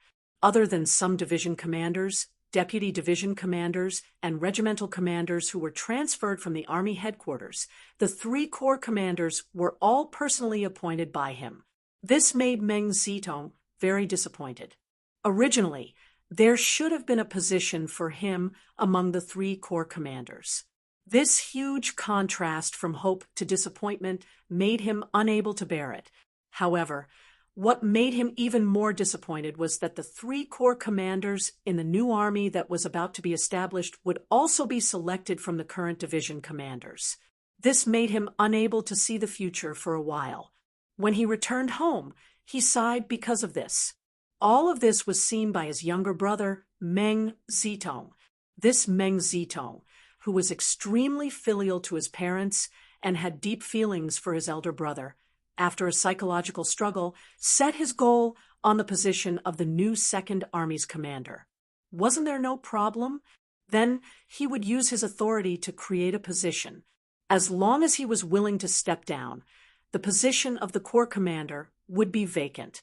Considering that there was such a big problem with the new Second Army, it should not be internally elected. The possibility of external transfer was very high. In this way, wouldn't his elder brother have hope?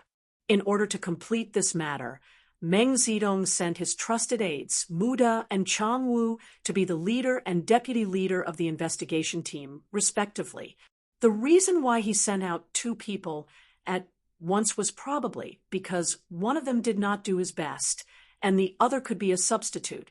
However, he did not expect that because he sent out 2 people, Chang Wu would be the first to confess when faced with Yang Xi's personal interrogation. Then, under pressure, Mu De repeated Meng Zedong's instructions to him. That was the main content of the telegram. Yang Xi was very sensible.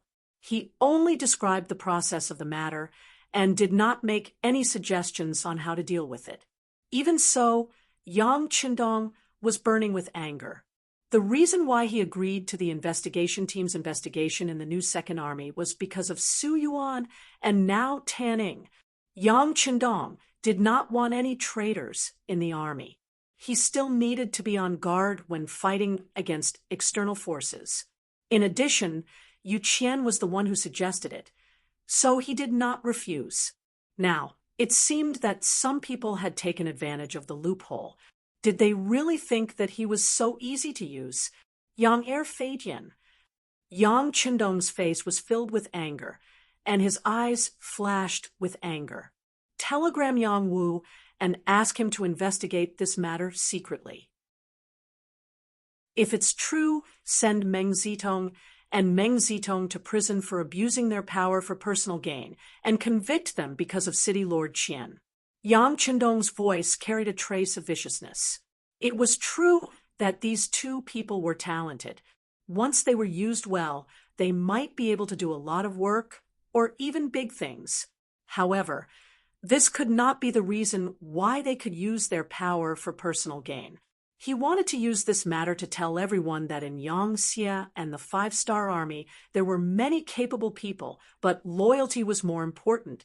If there was no loyalty and a selfish person in their heart, no matter how capable they were, no one would value them. Beta Persei wrote down the contents of the telegram and turned to leave. Of course, he had also heard of these two people.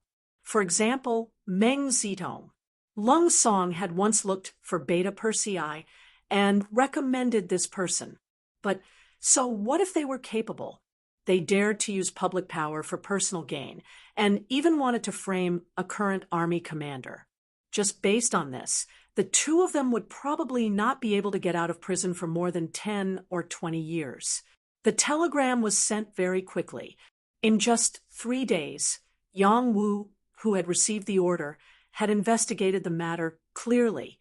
Receiving Yang Qindong's order was like receiving an imperial sword.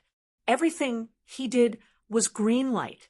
When the evidence was conclusive, the two brothers, Meng Zitong and Meng Zitong, were taken away from their respective offices, taking away two vice commanders at once, and both of them held important positions and were even blood brothers.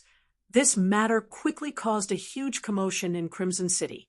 For this reason, after City Lord Yu Qian heard the news, he personally asked about this matter. Soon, Yang Wu went to meet Yu Qian, Lung Song, and the others respectively. When he left, these people who were found were all covered in cold sweat. They had actually used their power for personal gain to this extent. They actually wanted to frame a military commander in public and a military commander who had performed meritorious deeds. Whether it was Yu Qian, Lung Song, or the others, they were all covered in cold sweat. These two people were recommended by them. More importantly, from the beginning of the investigation until the arrest of this matter, no one had informed them. What did this prove? Yang Qindong was already very dissatisfied with this matter. This was what made them feel afraid. Immediately, Yu Qian and the others quickly wrote a letter of apology and sent it to Yang Qindong in the form of a telegram. In this regard, Yang Qindong did not reply and acted as if this matter had never happened. The reason why he did this was because Yang Wu had called and said that this matter was completely the fault of the Meng brothers. City Lord Yu Qian and the others had no idea at all. In the end, they were just being used by others. Since that was the case, why would Yang Qindong reply? Not replying was also a kind of attitude. Think about it yourselves. The matter was handled so badly. The most important thing to consider was how to correct it in the future. When this matter was revealed, those who knew the inside story were in an uproar, especially those who were arrogant because of their talents. They even tucked their tails between their legs, who said that you had to be valued by others just because you were talented. Once you did something wrong, the building would collapse in an instant.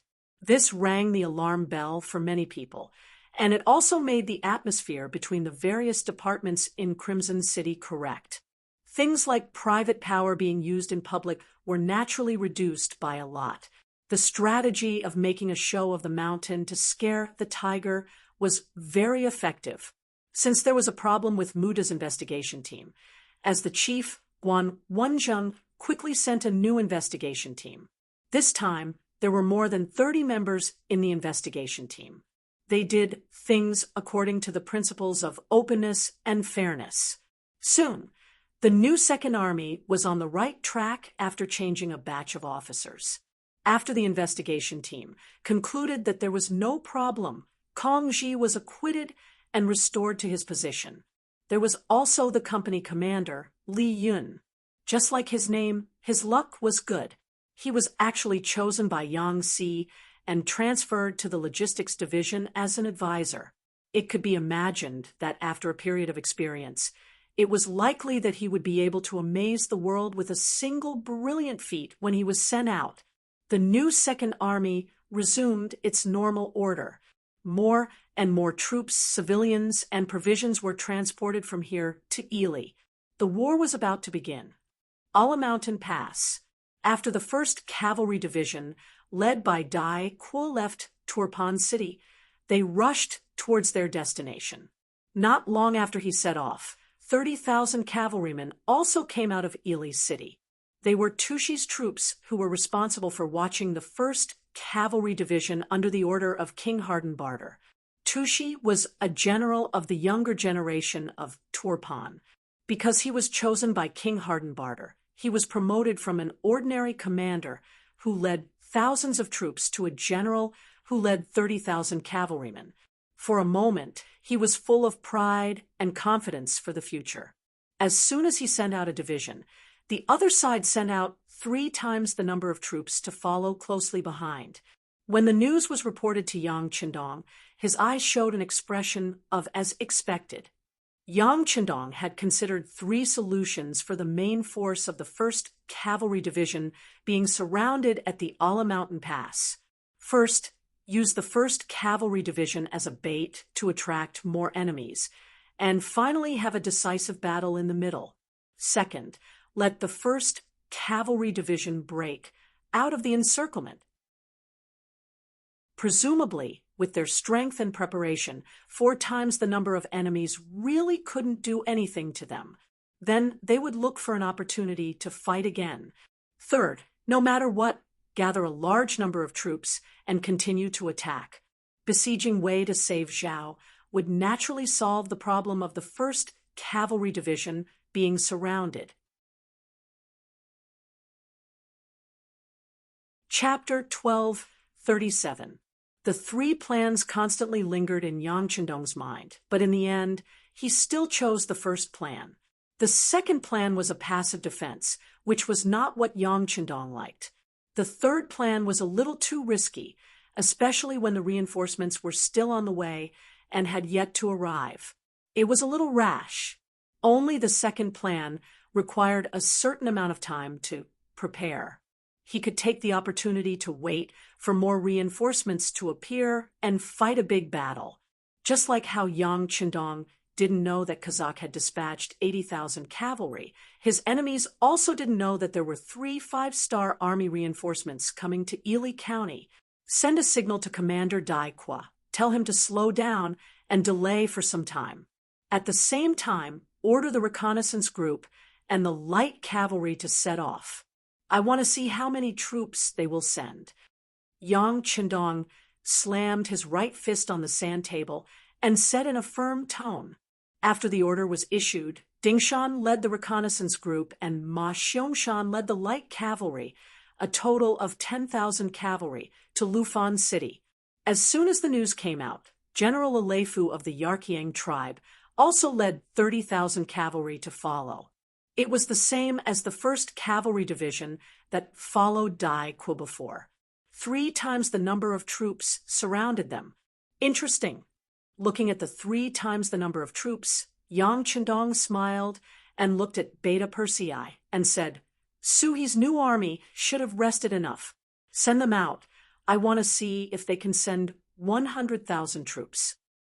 After the order was issued, the new army under the leadership of Commander Su, he went out. As if to confirm Yang Chendong's words, the Walla cavalry suddenly sent 100,000 troops, led by one of the 4 remaining generals, Bomir, and followed. Oh, I almost forgot about my old friend, Yes Hen. Yang Chendong immediately laughed when he heard the news. Then he narrowed his eyes and said, send a message to the commander of the First Army, Su Ku. Tell him to attack the Walla army directly from behind and find an opportunity to destroy the enemy. On the current battlefield, it seemed that the anti-Five-Star Army Alliance had the upper hand. They had 240,000 troops. On the other hand, the Five-Star Army only had about 70,000 soldiers. This 3 times the number of the Five-Star Army seemed to be enough to defeat the Five-Star Army. However, once the First Army joined the battle, they would have 30,000 soldiers. Then, the Second Army and the Five-Star Armies would add up to another 70,000 soldiers. In total, they had 100,000 soldiers. The difference in military strength would be from 240,000 to 170,000. There would only be a difference of 70,000 people. Most of the soldiers on his side were veterans, while the other side had many new recruits. With the combat strength of the Five-Star soldiers, this was no longer a problem. If they could heavily injure the 240,000 enemy troops, they would be able to destroy at least a third of the enemy's army. Yang Chendong had his own plans, but what he didn't know was that the enemy also had their own plans. Their target was him, the founder of the Yangxia Empire, the soul of the Five-Star Army, and the Bagnam of Gojoseon of the Great Ming Dynasty. They would use the 1st Cavalry Division at the Ala Mountain Pass as a gap to surround them. Then, they would lure in a large portion of the Five-Star Army's main force and destroy them. They would be the first target of the anti-Five-Star Army Alliance. Since there was a first, there would be a second. The second was to surround the Turpan Empire's capital, where Yang Chendong was. In order to achieve this goal, Lily, Turpan, and Yarkiang would each send out 20,000 troops. Yeshen would send out 40,000 troops, which was all of his remaining troops. Adding on the 80,000 troops from the Kazakh army, they had a total of 180,000 people. They were only attacking a single capital, so they were filled with confidence. The Five-Star Army, sending out their troops, did not surprise Yeshen and the others. In their eyes, it would be strange if Yang Chendong didn't send out his troops. After all, the 1st Cavalry Division was the elite force of the Five-Star Army. They couldn't just watch and do nothing with their advantage in numbers. As long as the Five-Star Army sent out reinforcements, Lily and the others would send out 3 times the number of reinforcements. At the same time, the dark plan was to take advantage of the fact that Turpan City did not have enough troops to attack. If they could take down Yang Chendong, the Five-Star Army would be torn apart. In order to complete this plan, Yeshen was going all out. Not only did he send out all of his 140,000 cavalry, but he also used the 100 cannons that he had bought from Ming. In short, he wanted Yang Chendong to die. A mountain could not accommodate 2 tigers. There could only be 1 king on the grasslands. In Yeshen's eyes, Yang Chendong was the biggest obstacle to him becoming the king. What he needed to do now was to kill this person who was the biggest threat to him. After that, he would regain his position as the overlord of the grasslands. Turpan City, a large number of the Five-Star Army, was sent out. Until now, Yang Chendong only had the 20,000 Mongol army and the 2,000 black cavalry by his side. Oh, right, there was also the 4th Division, who was escorting a large number of rations and other military resources to Turpan City. The reason why he did not send Narasong out was because this cavalry was made up of various Mongol tribes. Although there were many of them, their combat strength was a level lower. Such a cavalry force would not have a problem winning a battle. However, once they were surrounded, it would be difficult for them to form an independent army. If they were sent out and surrounded, it would be very dangerous. They would be the first army to be attacked by the enemy. Yang Chendong didn't want Narasong's 20,000 cavalrymen to fall into the danger of being surrounded and killed. Moreover, they hadn't occupied Lufan City for a long time, so the city still needed to be stabilized. The security of the 200,000 people in the city also needed someone to stay behind and manage. The ones left behind were not the strongest. Yang Chendong didn't want them to charge into battle with the enemy, but they could still be used to maintain order in the city and manage the ordinary people. It had to be said that in a foreign land, they could not unleash the full strength of the five-star army. Just managing the hearts of the people required a lot of effort. When Yang Chendong did not want Narasong's 20,000 Mongol cavalry to be surrounded, they were still surrounded. Moreover, they were surrounded along with Yang Chendong. The news came from the Security Bureau and the CIA. Turpan, Ely, and Yarkyang had each sent out 20,000 cavalry, and their target was Turpan City. They're finally here. Towards this news, Yang Chendong was not surprised. Since he could surround Turpan City, why couldn't the enemy do the same? It was just that he did not think much of it. It was just 60,000 Mongol cavalry. How could it be so easy to take down Turpan City? Although Narasong's Mongol army was not strong, they could still defend against 60,000 Mongol cavalry. Yang Chendong had never been a careless person. As a precaution, he still gave the order to the fourth Master Lu, who was rushing over to the capital of Turkmenistan, to speed up the operation and report back to him as soon as possible. Once he had the 4th Lu Division by his side, Yang Chendong would not be afraid of anyone attacking the city.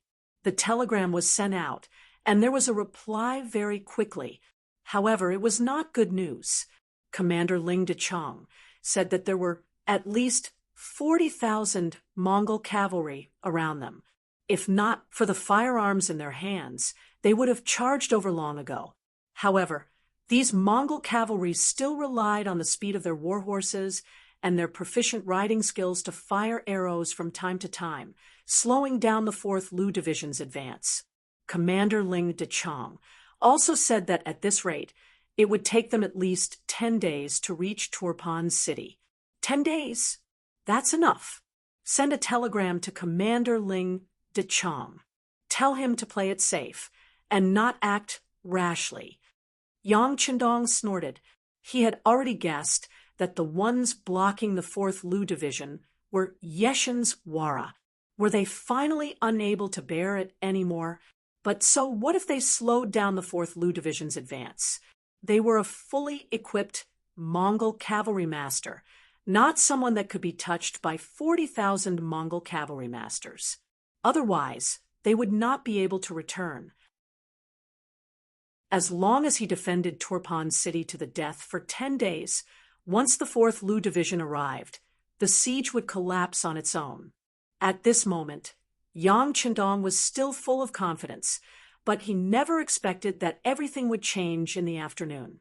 Before the 60,000 cavalry from the other 3 countries arrived, 80,000 cavalry had already appeared outside Turpan, surrounding the city so tightly that not even a drop of water could escape.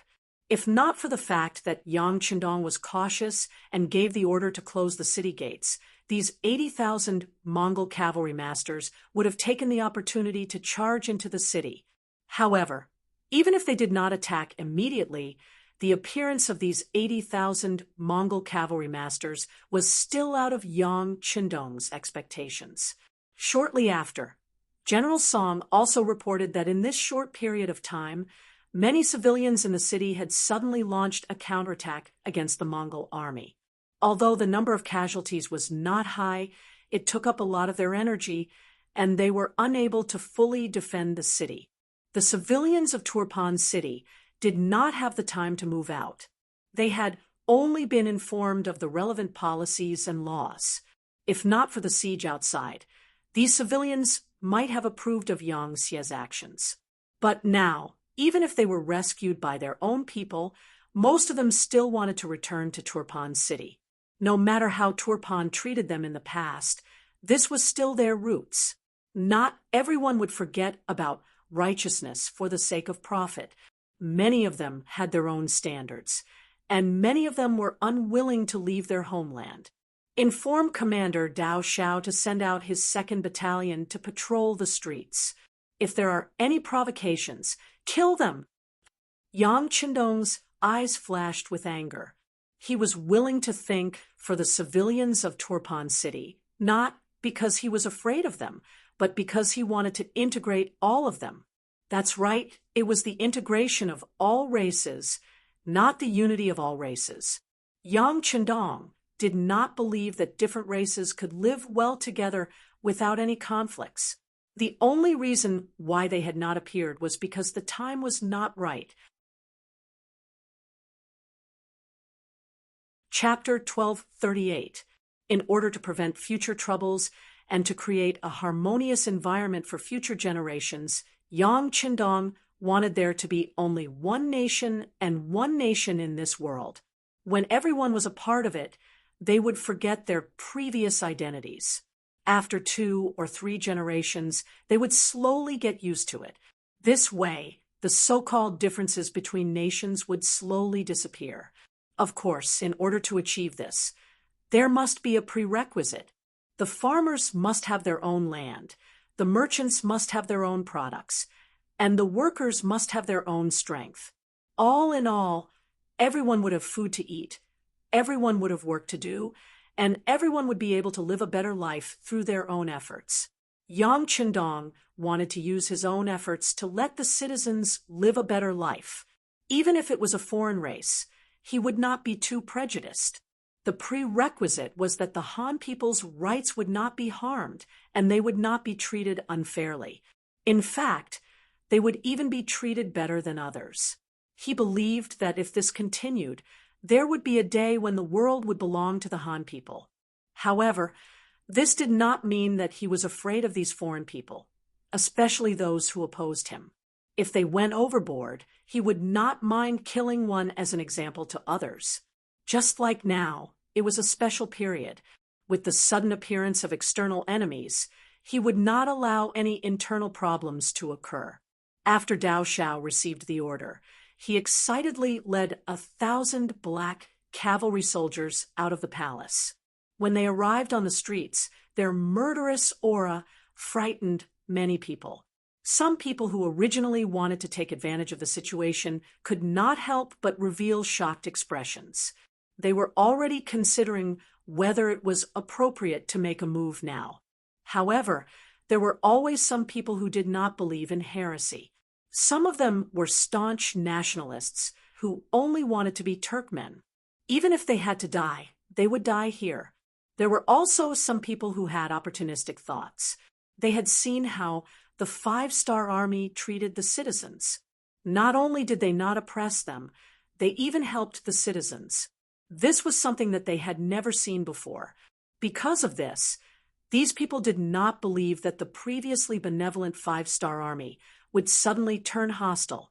When these two types of people gathered together, they decisively made their move when they saw the black cavalry passing through the streets in an orderly manner to restore order and security in the city. They rushed towards the black cavalry with sticks and some iron weapons. They were challenging the dignity of the 5-star army and challenging Yang Qindong's bottom line. Stop! Anyone who comes within 10 meters will be killed. The awe-inspiring blade howl did not immediately give the order to kill. Instead, he gave the enemy a chance to retreat. However, such kindness was seen as weakness by some people.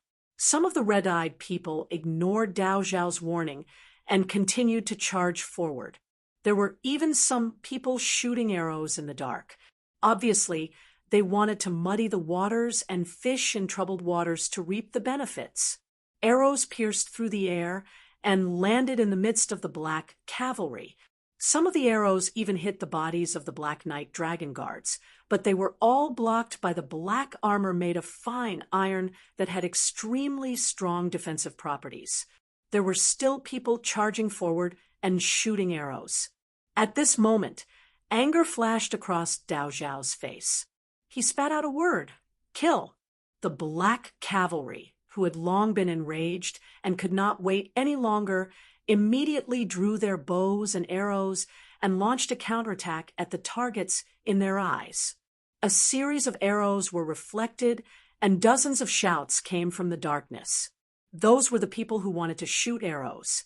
Cries of agony rang out on the streets. Over 60 bandits with various weapons had been shot by arrows, and there were still some who had not died.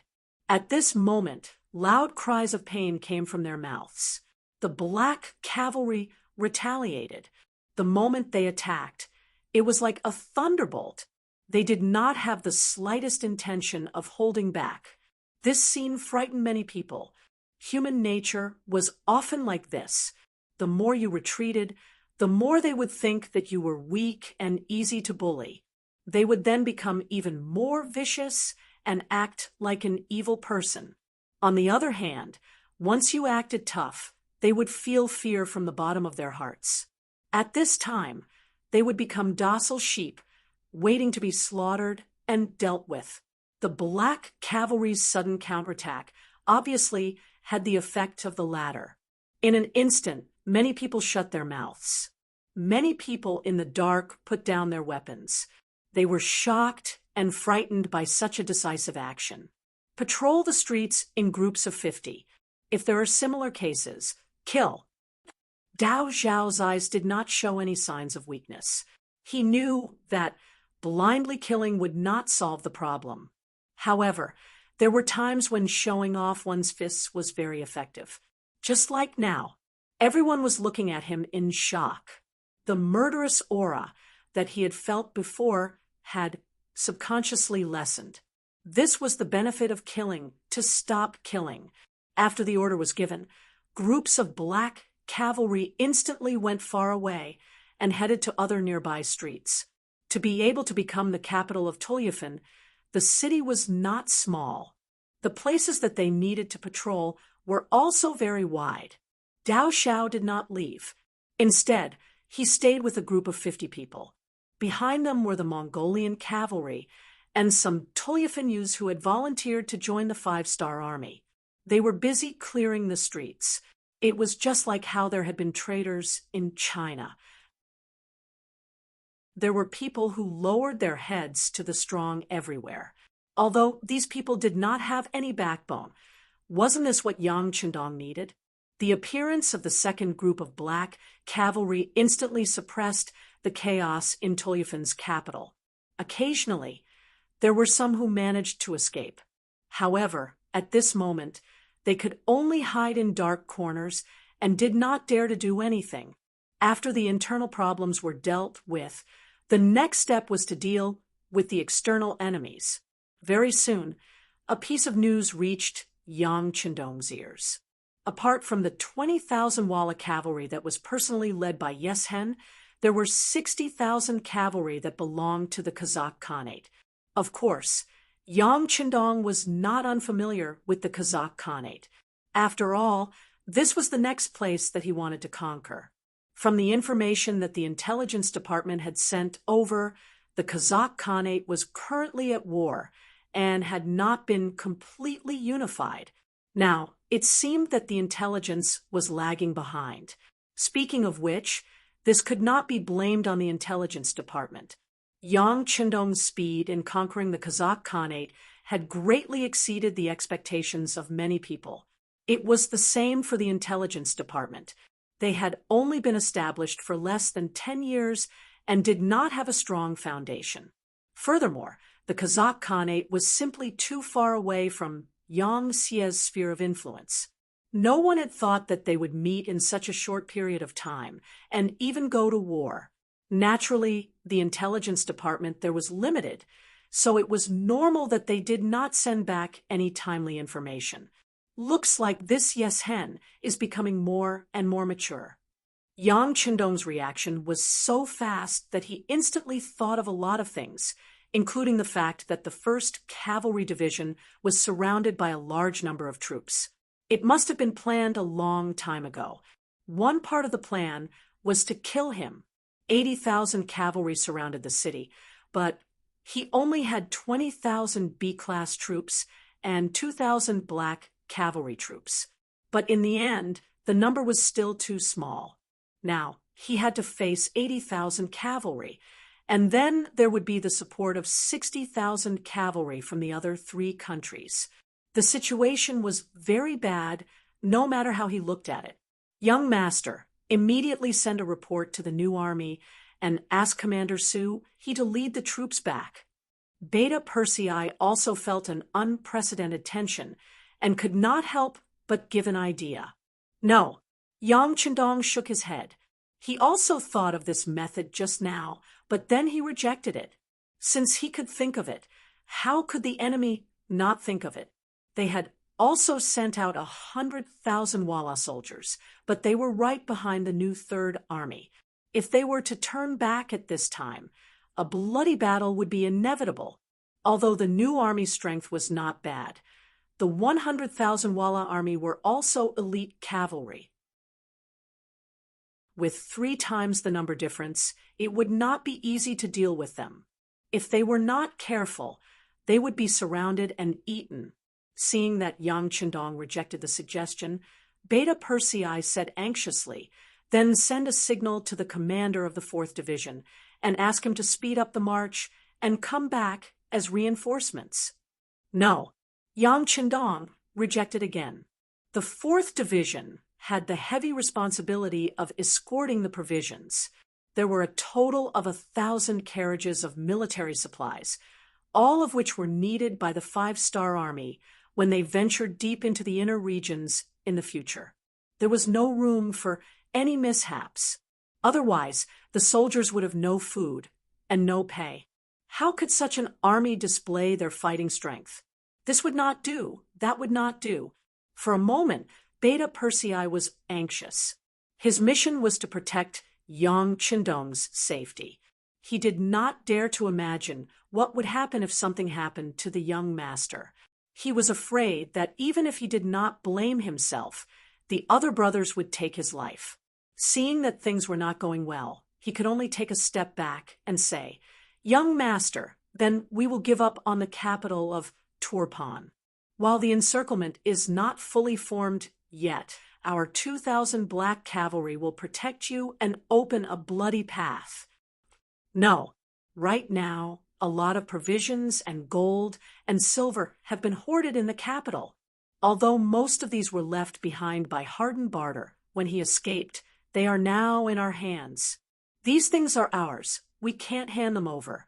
After Yang Chendong rejected the idea, Beta Persei was speechless. If it was any other time, he would inevitably say that they valued money more than their lives. Beta Persei finally stopped talking. He turned to Yang Chendong and said with a smile, "Well, you don't have to worry. The enemy hasn't attacked yet. You have to have confidence in yourself and in our warriors." Beta Persei smiled bitterly. Obviously, he thought that this was the young master's way of comforting him. With 22,000 people, he had to face 80,000. No, it was 140,000 cavalry. He really had no chance of winning. Okay, since that's the case, send a telegram to Ling Daqiang. Tell him about the situation here and ask him to send an advance march here. Well, don't forget to remind him that if anything goes wrong with the money and food, he will lose his position as a division commander. Also, don't inform the other army, division, or regimental units about the encirclement, Yang Chendong said with a very serious face. He knew too well that if he didn't say it harshly, once Ling Daqiang knew that they were in danger, he would definitely bring his army to kill them. If that was the case, the money and food would be taken advantage of by the enemy cavalry. This was something that Yang Chendong absolutely didn't want to see. Seeing that Yang Chendong had agreed, Beta Persei's face lit up with joy. After agreeing, he ran straight to the dispatch room. Chapter 1239. The 4th Division of the Lu Army. It had a total of 8,400 soldiers. However, Such an army of less than 10,000 was escorting 1,000 carriages of food and fodder pulled by livestock on the land of a foreign country, and no one dared to provoke them. Just like now, they could see the silhouettes of cavalrymen in the distance, but they did not dare to get close to this army. It wasn't because of anything else, but because just 2 hours ago, a Kazakh Khanate cavalry squad of 300 intended to charge over from a relatively narrow area, but they were indeed routed 200 meters away. 200 meters was the time when the muskets showed their prowess and bows were powerless. None of the 300 cavalrymen survived, all of them killed by bullets. This scene shocked many people, and it also made the Kazakh Khanate cavalrymen cower. Of the 40,000 cavalrymen that surrounded the 4th Division, there were 20,000 Walla cavalrymen and 20,000 Kazakh Khanate cavalrymen. However, facing the 4th Division of the Lu Army, the Walla cavalrymen who had already suffered countless losses naturally did not dare to act rashly. Instead, it was the Kazakh Khanate cavalrymen who charged forward. In the end, they suffered a huge loss. Because of this, General Gu Lijiang had no choice but to give the order to follow from afar and not get close. The blood of the 300 corpses had not dried up yet, and with this as an example, no one dared to take the initiative to approach. This allowed the 4th Division of the Lu Army to proceed forward safely. When General Gu Lijiang saw this scene, he was furious. He went to find the general of the Walla cavalrymen, the deputy general that Yeshen trusted a lot, Chao Lu. General Chao Lu, the 5-star Army's muskets are so powerful. What's the point of us following them? This was what Gu Lijiang could not understand. Since they could not get close, what were the 40,000 people doing here? To watch the show? If he knew this would happen, he would have followed the army to attack Turpan. That way, the siege would be faster. Compared to Gu Lijiang's dissatisfaction and impatience, Chao Lu's face was calm and unhurried. General Gu Lijiang, there's no need to be anxious. Since the leader asked us to come here, he naturally has his reasons. Don't worry, we will be needed soon. Chao Lu was right. At this moment, the temporary headquarters of the 4th Division was indeed in an uproar. Beta Persei had sent a telegram. When he found out that Turpan City was surrounded by a large number of troops and that Yang Qindong only had 20,000 Mongolian cavalry besides the 2,000 black cavalry, De Chong was shocked. He immediately ordered the commanders to come to a meeting. He even had the urge to give up everything to rescue Yang Qindong, because he knew very well that without the 6th young master, what would happen to the 5-star army in the future? The 4 regimental commanders were confused. When they arrived at the temporary headquarters, they wanted to ask what had happened. However, when they saw Division Commander De Chong's face, which was as dark as the night, they didn't dare to ask. Instead, their gazes landed on a telegram beside the table. Out of curiosity, the first commander, Gao Xiang, reached out and took the telegram. He originally thought that it wasn't important, otherwise it wouldn't have been thrown here. But when he read the contents of the telegram, his eyes widened and his breathing became heavy. "Sir, my 1st regiment requests to go to battle." "What's going on?" The other 3 regiment commanders also walked over in succession, surprised by Regiment Commander Gao Xiang's reaction. However, when they all saw the contents of the telegram, they all had the same reaction. 2nd Regiment Commander Hewen, 3rd Regiment Commander Lu Zhang, and 4th Regiment Commander Yi Xingfeng all shouted in unison, "Division Commander, our 2nd Regiment, 3rd Regiment, 4th Regiment, requests for battle." "All of you, shut up." Ling Dechong was very satisfied with his subordinates' performance, but he immediately stopped them. Now that the 6th young master is in danger, even if he requests to go to battle, it won't be your turn. "I've thought about it. I'll personally lead the team." When he said that he would personally lead the team, the 4 commanders were first stunned. Then they all objected in unison. "No, Why not? Ling Dechang had already thought of this result, but at this moment, he had already made up his mind. Even if he had to risk being punished, he wouldn't change his mind. It just won't do. The sixth young master once said that unless it's necessary, a division-level leader can't personally go to the battlefield. Although the situation is dangerous now, there's no need for you to personally lead the team. The first commander, Gao Xiang, was the first to come up with a reason to object. Compared to the other commanders, Gao Xiang, as the first commander, was undoubtedly the strongest. He was also someone who had been recognized by Yang Qindong, just like the other commanders who could only address Yang Qindong as Bugnam of Gojoseon, but he could already be called the sixth young master.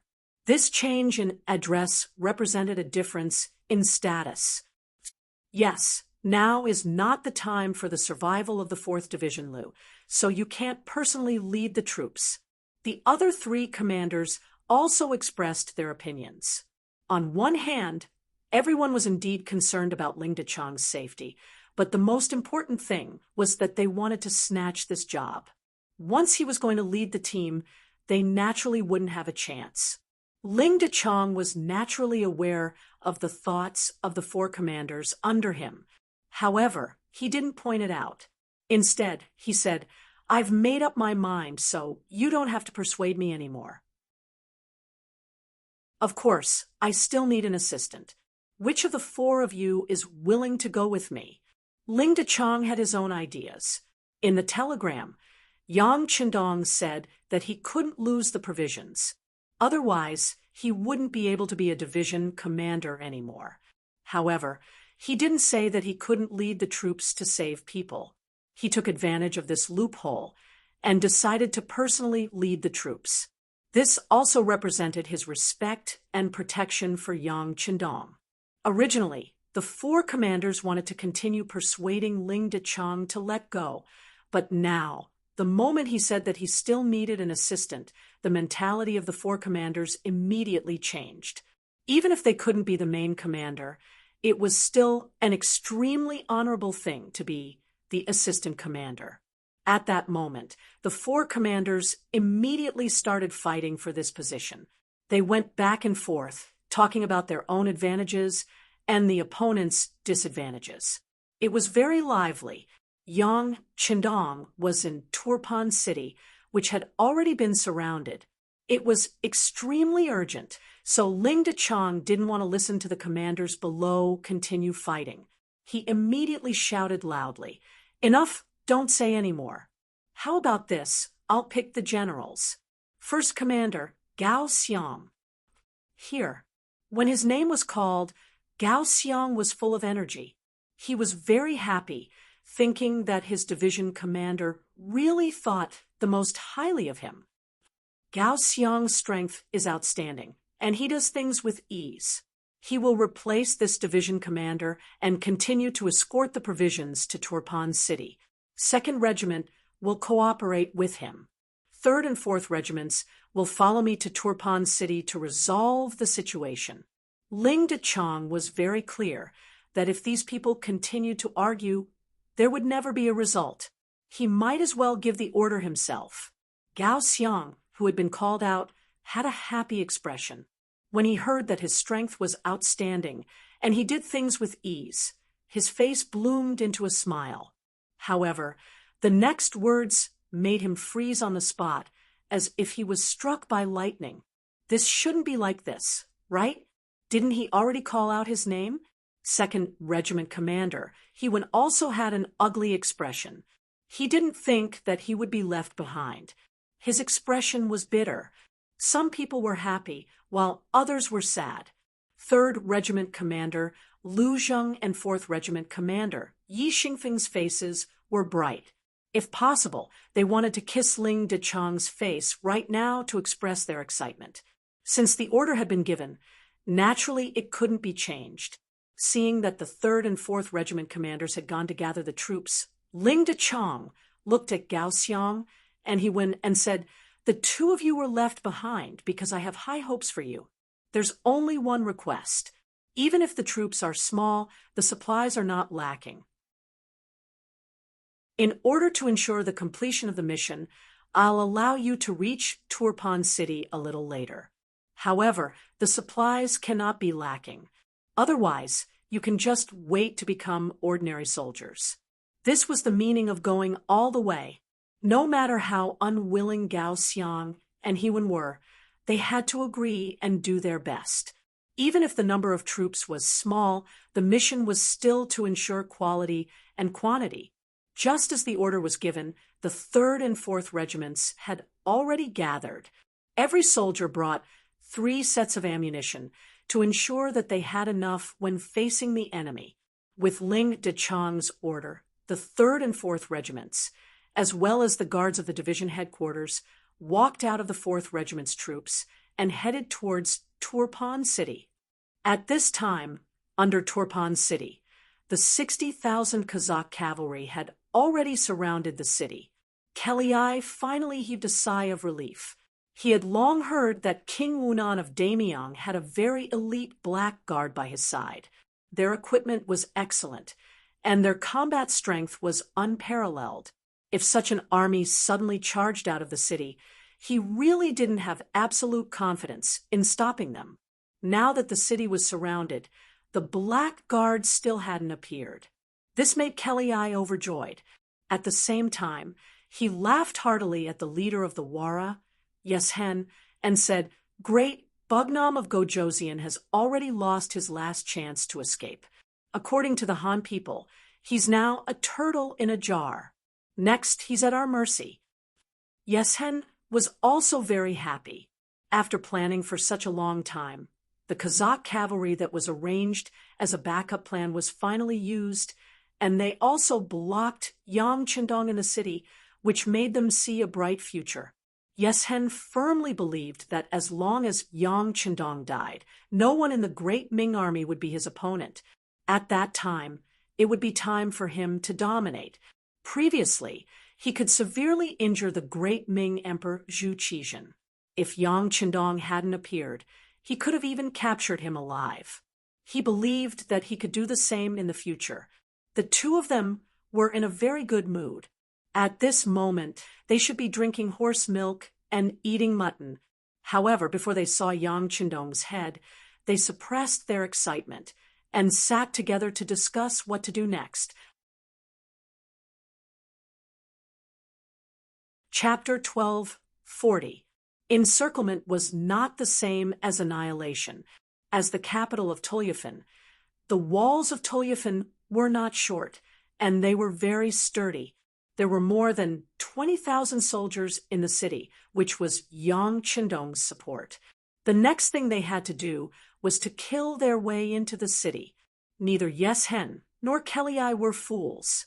On the contrary, they were very shrewd. They knew very well that they had brought cavalry this time. They were not afraid of anyone charging on the grasslands, but attacking a strong city was not something they were used to. Let's wait for a while. Hardenbarter wants to take back the capital the most. Among the 20,000 troops he brought, there are 10,000 infantrymen. It's best to leave the siege to him. After some discussion, the two decided to wait. The situation on the battlefield was in front of everyone. Yang Chendong would not have any reinforcements in the short term. The closest to Tolyafin was the new army that had just left the city 2 days ago. But if they dared to return, the 100,000 Wala army behind them would tell them the serious consequences of doing so. The second was the 4th Lu Division, but it would take them 10 days to get here. With this time, they would be able to launch a fierce attack on Tolyafin. Compared to the reinforcements, the armies of the other 3 countries had already set off, especially the 20,000 soldiers of Tolyafin, because they were the closest. They could arrive at noon tomorrow. It would only take half a day, so they could afford to wait. Both Yeshen and Kelei were too smart. They were afraid that they would lose their strength in the siege. But sometimes being too smart was not a good thing. Otherwise, there would not be the saying of being too smart for your own good. What they didn't know was that by not attacking immediately, Yang Chendong would have ample time to prepare for battle, which was very important in a siege battle. Like the enemies besieging the city, Yang Chendong's subordinates were also cavalry. They were also not good at defending a city. When Beta Persei finished sending the telegram and returned to Yang Chendong, he order people to open the treasury of the palace and take out all the silver inside. Take out the silver? All of them? Beta Persei asked, puzzled. He didn't understand. They were already surrounded, so what was the point of taking out the silver? Yes, all of them. Yang Chendong nodded heavily. This time, he wanted to see how powerful money was. With the order given, 2,000 Mongol cavalry and 500 black cavalry headed straight for the palace treasury. The treasury was opened, and a small mountain of silver appeared in front of everyone. With so much silver suddenly placed in front of them, many of the Mongol cavalry felt dizzy. All of them would never be able to earn so much silver even if they were poor their entire lives. At that moment, their greedy gazes were fixed on the pile of silver. All right, have you seen enough? Once you've seen enough, move the silver, Beta Persei shouted. He seemed to have expected something like this to happen. The 500 black cavalry behind him acted as a supervisor. This shout instantly woke everyone up. Only then did everyone remember that there were still Azura's soldiers watching from the side. Thinking about how terrifying the black cavalry was on the battlefield, the 2,000 Mongol cavalry suppressed the excitement and greed in their hearts. One by one, they orderly placed the stacks of silver into the bags and carried them out of the treasury. Beta Persei personally went to supervise the distribution of the silver. Ba Daojiang, the deputy commander of the Black Cavalry 1st Platoon, led 200 black cavalry soldiers. They held gongs and walked on the streets.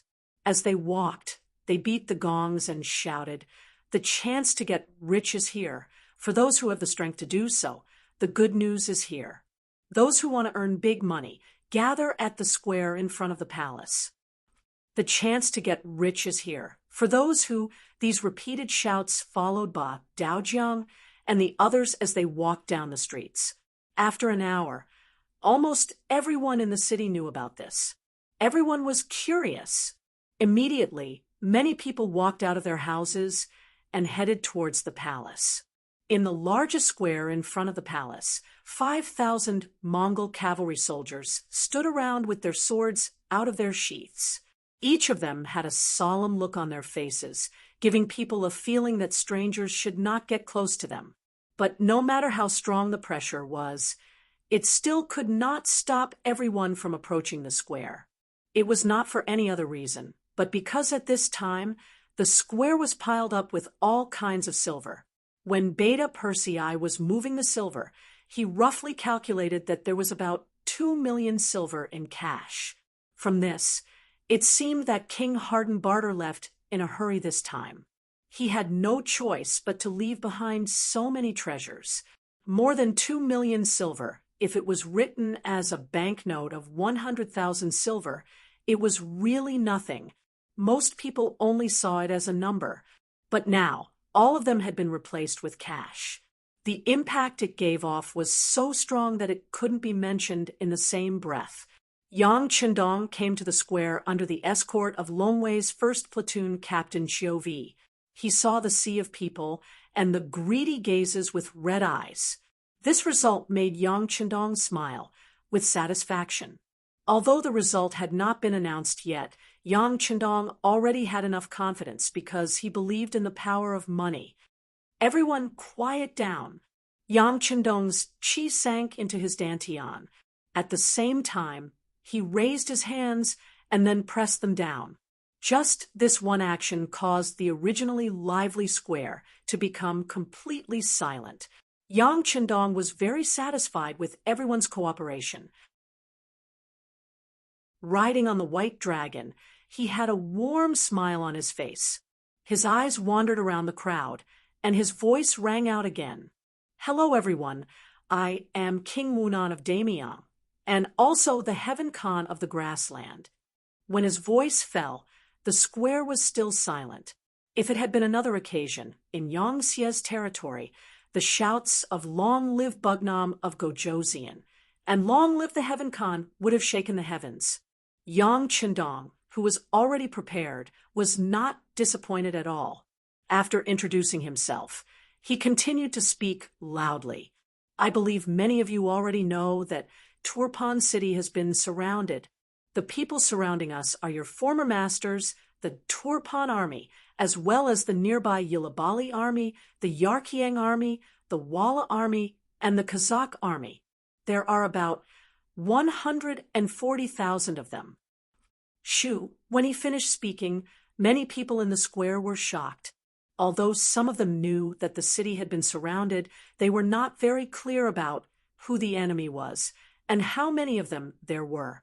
However, when they heard Yang Qindong speak in such detail, some of the braver people's faces changed drastically. There were also some citizens who were worried about the Turpan kingdom. Smiles appeared on their faces. They could finally be their own people again. There were all kinds of expressions and all kinds of thoughts. This was not beyond Yang Qindong's expectations. He had just occupied Turpan not long ago, so he didn't have much contact with the locals. The migration work had just finished in 8 Mile City, so the news had not spread to Turpan yet. It was obviously impossible for the locals to have any good impression of him. It was because he knew that it was impossible that Yang Qindong did not think of using a few words to convince them to work for him. What he really relied on was money.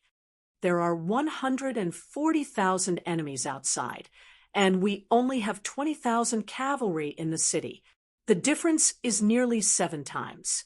If we fight this battle, I'm afraid that we will lose and Turpan City will have to surrender. I believe that this king and everyone knows the result of this." Yang Qindong's frank words immediately received a lot of approval. It was clear that everyone knew how to calculate and knew that it would be too difficult for the latter to make a comeback. Seeing that many people nodded in agreement, Yang Qindong was satisfied, but his face showed an expression of anger as he continued to speak. "Since everyone knows how to calculate this debt, how can this prince not know how to calculate it? Since we can't beat them, we can just run. Don't tell me that our 20,000 cavalry won't be able to carve out a path of blood before the enemy completes their encirclement. To be honest, this king is also a human. Like everyone else, I am afraid of death." When he said that he was just like everyone else, he was afraid of death. His words resonated with even more people. When they looked at Yang Qindong, their gazes were no longer filled with admiration, but with a sense of closeness. After all, if he was too high and mighty, it would only create distance. It was difficult for his words to truly resonate with people. The atmosphere at the scene also changed because of Yang Qindong's words. This was the result that Yang Qindong wanted, because he was about to use his trump card. Without the foreshadowing from before, the effect of this trump card would inevitably be reduced. "Yes, I can leave Jiji." Seeing that everyone's attention was on him, Yang Qindong continued. "In fact, I was also prepared to retreat, but a letter changed my mind. Now, the leader of the Wara Empire, Yeshen, outside the city, hates me to the bone because he has lost to me many times. He wants to eat my flesh. In fact, he did eat a lot of flesh and blood on the grasslands. He even said that eating human flesh is good for his body." Hiss! When these words were heard by the commoners, many of their expressions changed. They did not expect that there would be such a cruel person in the world. Being the enemy of such a person was really a dangerous thing. After a few words, everyone had an impression of Yeshen, who they had never seen before. He must be a man-eating demon. It was better not to meet such a person. But at the same time, many people were interested in the letter. They wanted to hear what was written in it, that Bugnam of Gojosian did not escape. Of course, the reason why everyone believed Yang Chindong's side of the story was because Yeshen's Wara Empire had been active in the north of Turpan many times. He was not only fierce, but also cruel. Anyway, as a former enemy, there were no good rumors about him. It was precisely because Yang Chindong understood this that he boldly thought of such a killing move this time. Chapter 1241. First, he explained the actual situation, announcing the number of enemies outside, treating everyone with sincerity. Next, he said that he was also afraid of death, trying to get closer to everyone, judging them by his own standards. Finally, he mentioned Yeshen's savagery to show everyone. Finally, in the end, he used his trump card. Yang Chindong's face was filled with anger and grief. I believe that many of you are curious as to why this king hasn't left, right? All right, this is the letter. He suddenly raised his right hand, and a piece of paper appeared in front of everyone's eyes. When everyone's gazes were focused on him, Yang Chindong took the letter and immediately read it out loud. My enemy, Bugnam of Gojosian, I didn't think that you would finally be surrounded by me. Ha! Do you know that I've never been in such a good mood? Oh, you must be very sad, very angry. But what can you do?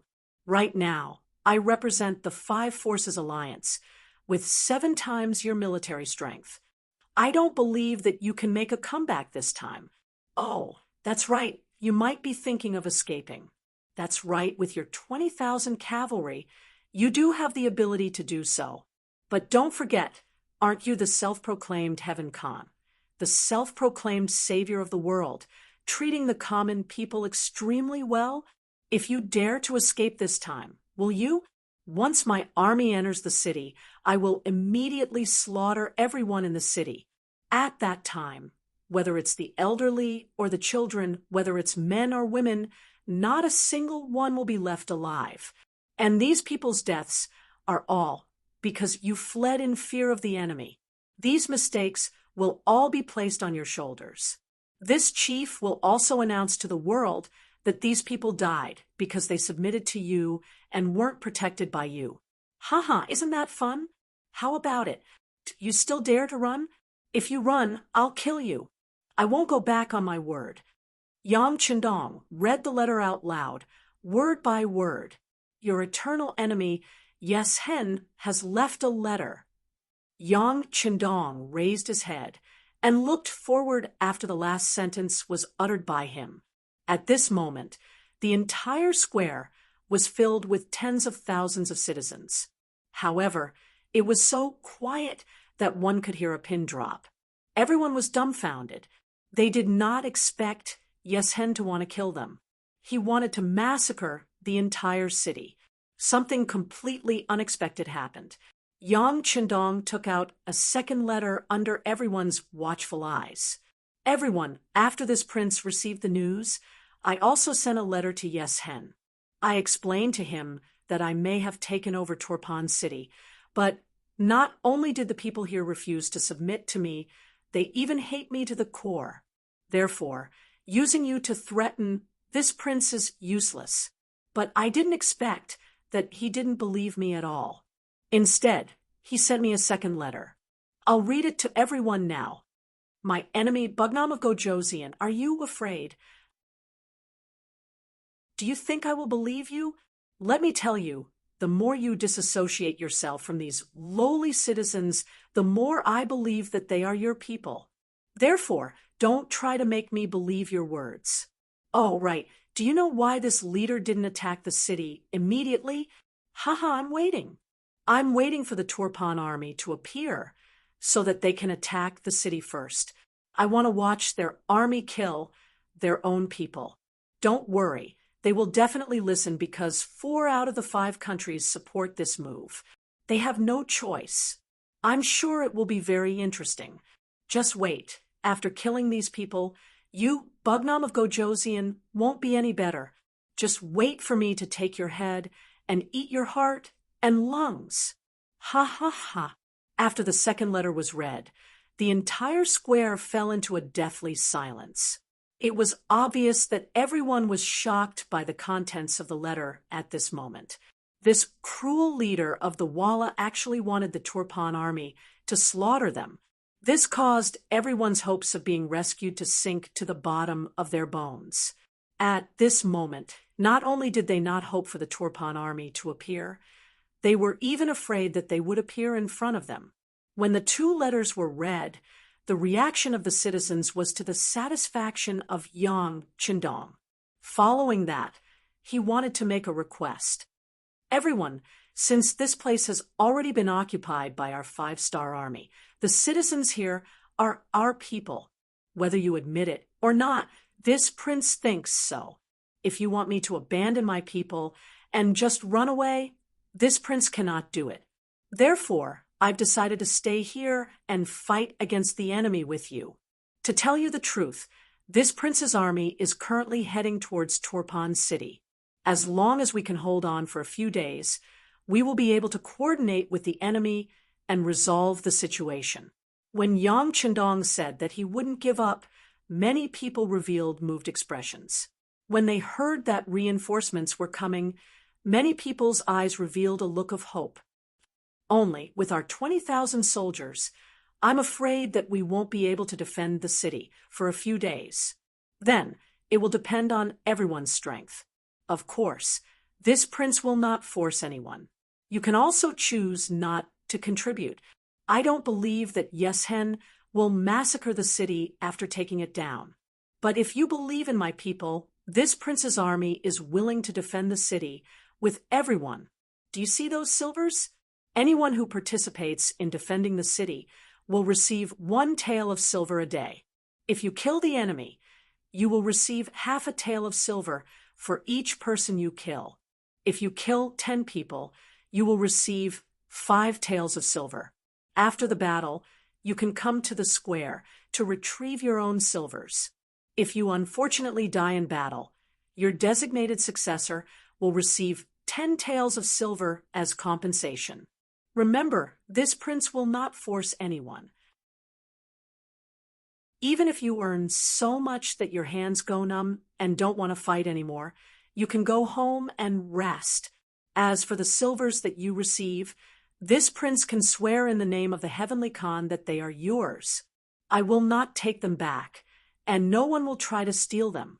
After finally revealing his goal, the crowd in the square immediately began to discuss. There were even quite a few people who simply stared at the silvers without moving. It was clear that they had been stimulated by this large amount of wealth. 1 tael of silver was roughly equivalent to 2,000 yuan. In the Ming dynasty, 1 tael of silver was equivalent to 1,000 copper coins and could buy 400 kilograms of rice. In the Ming dynasty, 1 kilogram was equivalent to 1.5 taels, so 1 tael of silver could buy 400 kilograms of rice. Now, the price of rice was around 4 to 5 yuan per kilogram. As long as they participated in the battle, they would receive 2,000 yuan a day. For the Turpan people who only earned a few hundred yuan a month, this was undoubtedly a large temptation. Also, even if they died in battle, their families would receive 20,000 yuan. In this era, where human lives were cheap, this already made many people speechless. The most important thing was that they could receive the money on the same day. Yang Qindong had even sworn in the name of the Heavenly Khan. This was definitely a heavy oath. There was no one who didn't believe that they wouldn't be able to receive the money. Some people even began to consider how many enemies they could kill on the battlefield and how much money they could receive. Striking while the iron was hot, Yang Qindong saw that the time was ripe. He pointed to the west side of the square, where there were several dozen desks, and said, "Do you see that? That is the registration area. If you want to participate in the city defense battle, you can go there and receive your weapons and identity medallions. Then you can register your information so that you can receive the fruits of your labor." When Yang Qindong's words fell, Many people were moved, but no one took the initiative to step forward. It was clear that although the temptation of the silvers was great, their lives were more important. Everyone wanted to take a look. In this regard, Yang Chendong didn't care. He firmly believed that there would be people who would step forward. As long as there was a first, there would soon be a second and a third, until the supply couldn't meet the demand. Not to mention that he was already prepared. When he saw that many people were only moved but didn't take action, Yang Chendong's gaze swept to the east. The captain of the Black Cavalry, Peng Yu, nodded lightly and quietly turned to leave. Less than half an hour after Peng Yu disappeared, there was suddenly a commotion in the crowd. "We're here to sign up. I'm signing up too." And me, in a short period of time, about 50 young citizens of Turpan City walked out from the crowd one after another. With someone taking the lead, more and more young people began to sign up. When Yang Chendong saw this scene, he couldn't help but let out a long sigh of relief. He thought to himself, "Great matter is done." The first 50 people who signed up were naturally found by Peng Yu. He had already received Yang Chendong's orders and spent money to find dozens of young people from Tulyafan City who had a good impression of the Five-Star Army and let them act out such a show. It was said that everything was difficult at the beginning.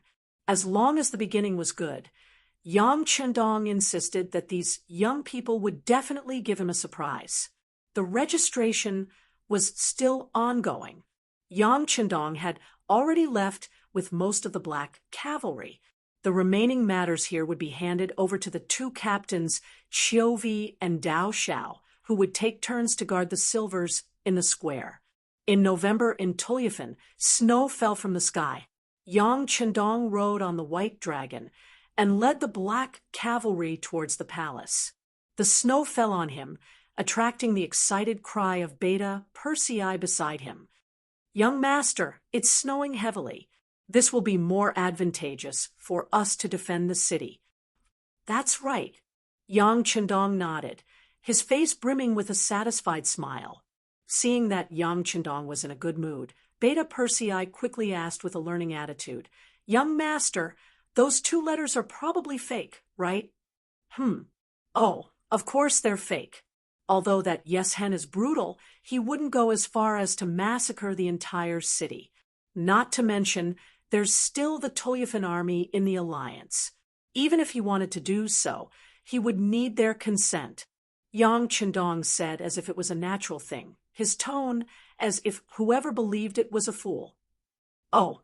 Being looked down upon by the young master, Beta Persei's face flashed with embarrassment. But on the other hand, what kind of person was the young master? How could he guess his whimsical thoughts? At that moment, he thought that everything was logical. But because he knew that the letters were fake, he said worriedly, "Young master, a fake is a fake. If someone were to expose it, then..." Chapter 1242. Then what? Yang Chendong glanced at Beta Persei and asked, "What if they want to rebel?" "Ha! Don't worry, they won't. As long as they take our money, they are our people. They will never betray us again." "They won't betray us if they take the money? What if they just work but don't put in any effort? Wouldn't it be better if they took the money and didn't have to take any risks?" Beta Persei looked at this problem from the most ordinary point of view. In his opinion, if he was one of them, it was very likely that he would make such a choice and decision. "Work but don't put in any effort?" Yang Chendong laughed, as if he had heard a great joke. "Beta Persei, you still don't understand people's hearts. Come, young master, let me tell you, people are kind, but they are also jealous. Many people are kind to you because you are not much stronger than them. If one day you are too much stronger than them, kindness will turn into jealousy. At that time, they will scheme against you." Beta Persei was confused when he heard these words. He didn't understand what this matter had to do with the jealousy of people. Seeing that Beta Persei still didn't understand what he meant, Yang Chendong had to explain further. Do you think most of them really believe those 2 letters? That's just an excuse to give them more reasons to take the money.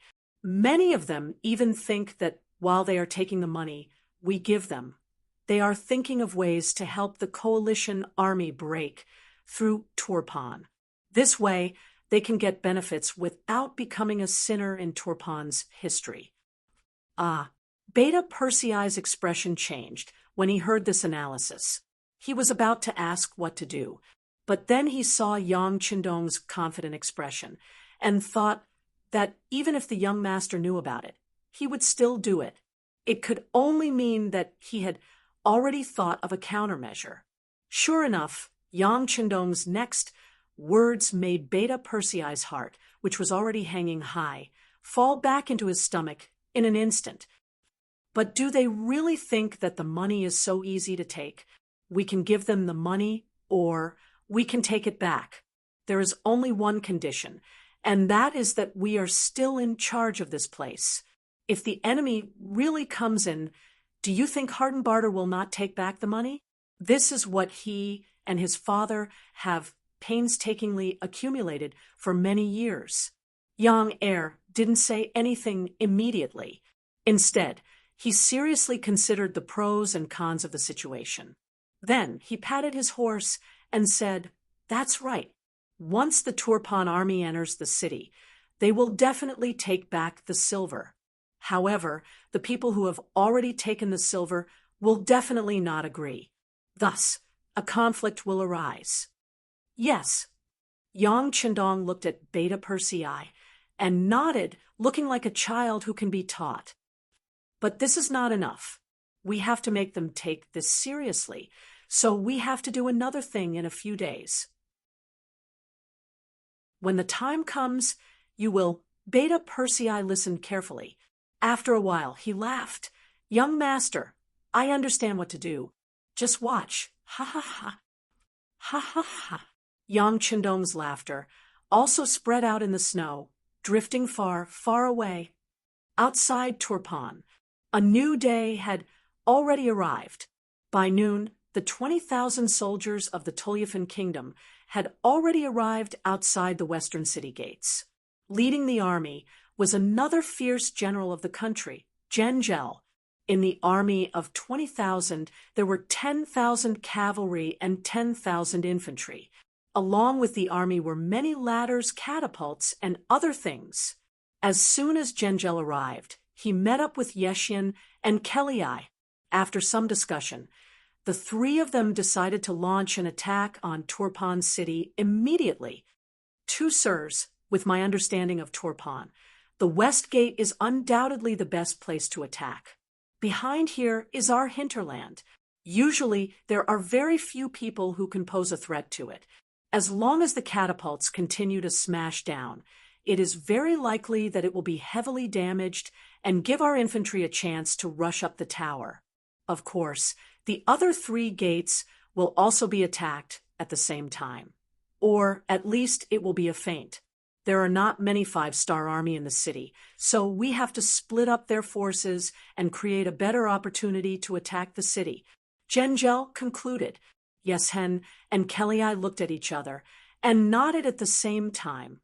"Okay, the west gate will be handed over to General Zhengzhou.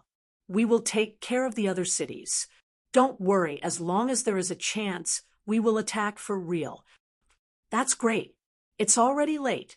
After we rest and prepare, we will attack the city tomorrow." In order to be in a better state and strive to take down Turpan in one go, Zhengzhou decided to go back and discuss the arrangements of the troops. He wanted to enter the city in one go.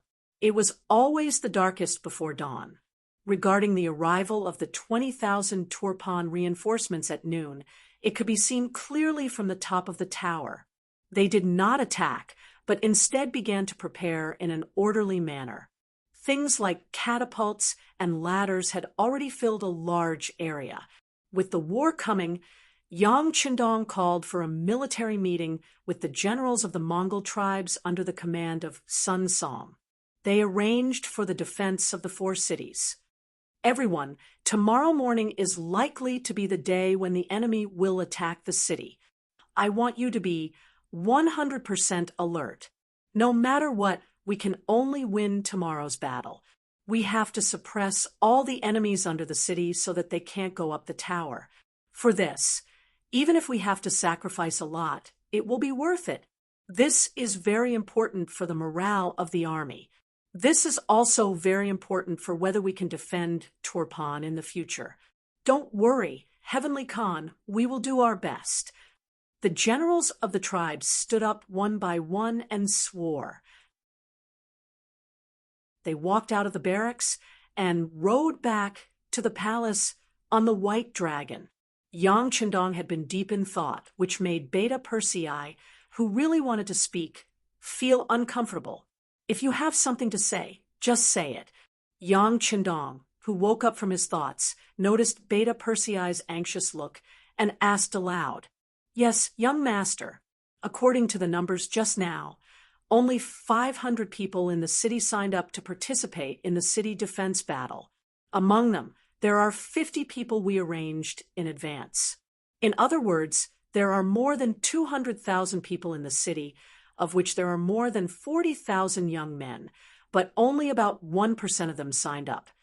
Beta Persei had an anxious look on his face. In his opinion, this number was still too low. It was completely below his psychological bottom line. 1%, that's quite a lot. Unexpectedly, Yang Chendong was not surprised when he heard this number. On the contrary, he smiled with satisfaction. "Young master, isn't this too little?" Beta Persei said, unable to figure it out. "It's already quite a lot. 1% of the people participated in the first battle. As long as we use it well, this number will continue to expand in the future until it reaches a level that you don't dare to think about. Well, how about this? Send an order to General Sun Song to protect these 500 people as much as possible in tomorrow's battle. Don't let them have a large number of casualties." Yes. Although he did not understand, Beta Persei still agreed. But in his heart, he did not think so. Only 500 people were going to fight, and they still needed to be protected. If that was the case, what was the use of these young people? The night passed quietly.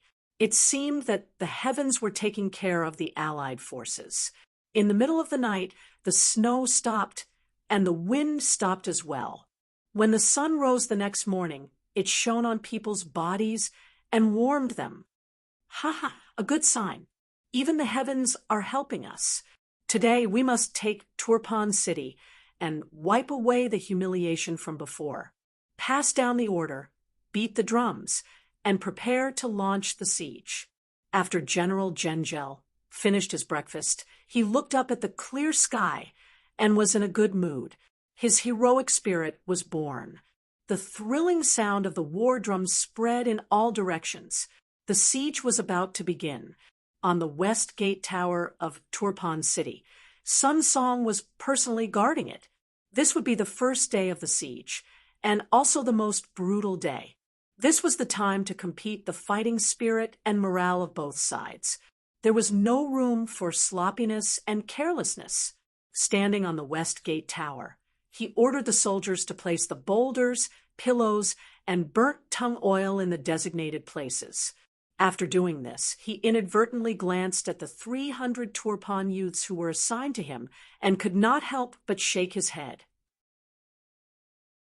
According to the Heavenly Khan, not only could these people not be placed in the most dangerous front lines, but they also had to find a way to ensure their safety. He and Beta Persei had the same question. What was the use of letting these people come up? Boom, boom, boom. Boom, boom, boom. Before the siege began, dozens of catapults were pushed out. Huge rocks fell from the sky and continuously hit the west gate wall. Every time they hit, there would be a deafening sound, and at the same time, the horn of attack would be blown. Below the west gate tower, thousands of Turpan soldiers were carrying siege ladders in one hand and scimitars in the other.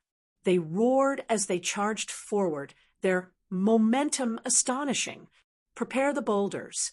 Let's give them an appetizer first. Na Risong stood between the battlements and watched as the soldiers cleaned up the debris from the boulders, and the archers seized every opportunity to shoot down. Na Risong nodded in satisfaction. He wasn't frightened by the enemy's morale. This was the best performance he could give. In a battle between two sides, especially in a siege battle, the defending side had a great advantage. As long as they were well prepared and had high morale, they could often fight 1 against 3 or even more. This was also why Yang Qindong dared to stay in the city and did not lead the army to break out. A large number of Turpan infantrymen under the city walls set up ladders and charged. In the first wave of boulders rolling down, many people were injured and fell. Some people were directly hit by the boulders, and many died.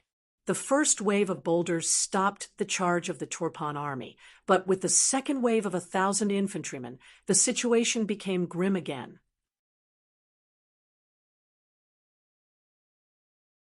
Chapter 1243. Let's get closer before fighting. Prepare the sleepers. Na Risong fully understood Yang Qindong's fighting style. He decided to give his opponent a chance to fight back. This feeling of being disappointed right after seeing hope is definitely very satisfying. The siege of the other 3 cities also continued. Compared to the West Gate, they were much more peaceful. Many times, there were even ladders set up, but not many people attacked. Their main goal was to keep the 5-star army in check. The siege on the city tower had already begun. Many people in the city had nervous expressions on their faces. At this moment, they were extremely conflicted. They wanted the city gate to fall so that they could return to Turpan, but they were also worried that the Wara Wara leader, Yes Hen, would really slaughter everyone in the city. Many people were at a loss for what to do. They couldn't see the light of the future, and all they could see and think was darkness. At this moment, on the official road leading from 8 Mile City to Tulyafin City, a small-scale battle was taking place. After receiving Yang Qindong's telegram, Commander Ling Dechang didn't dare to waste any time. He led the 3rd and 4th Regiment of the 4th Regiment and left. Not long after they left, they were attacked by cavalry. The soldiers of the 4th Infantry Division had no choice but to stop and get into battle formation, waiting for the enemy to arrive. But every time they stopped, the enemy cavalry in the distance would also stop. They knew the power of guns and didn't dare to get close. Their goal was to slow down the speed of the army. It was snowing heavily, and bicycles could not pass through many places.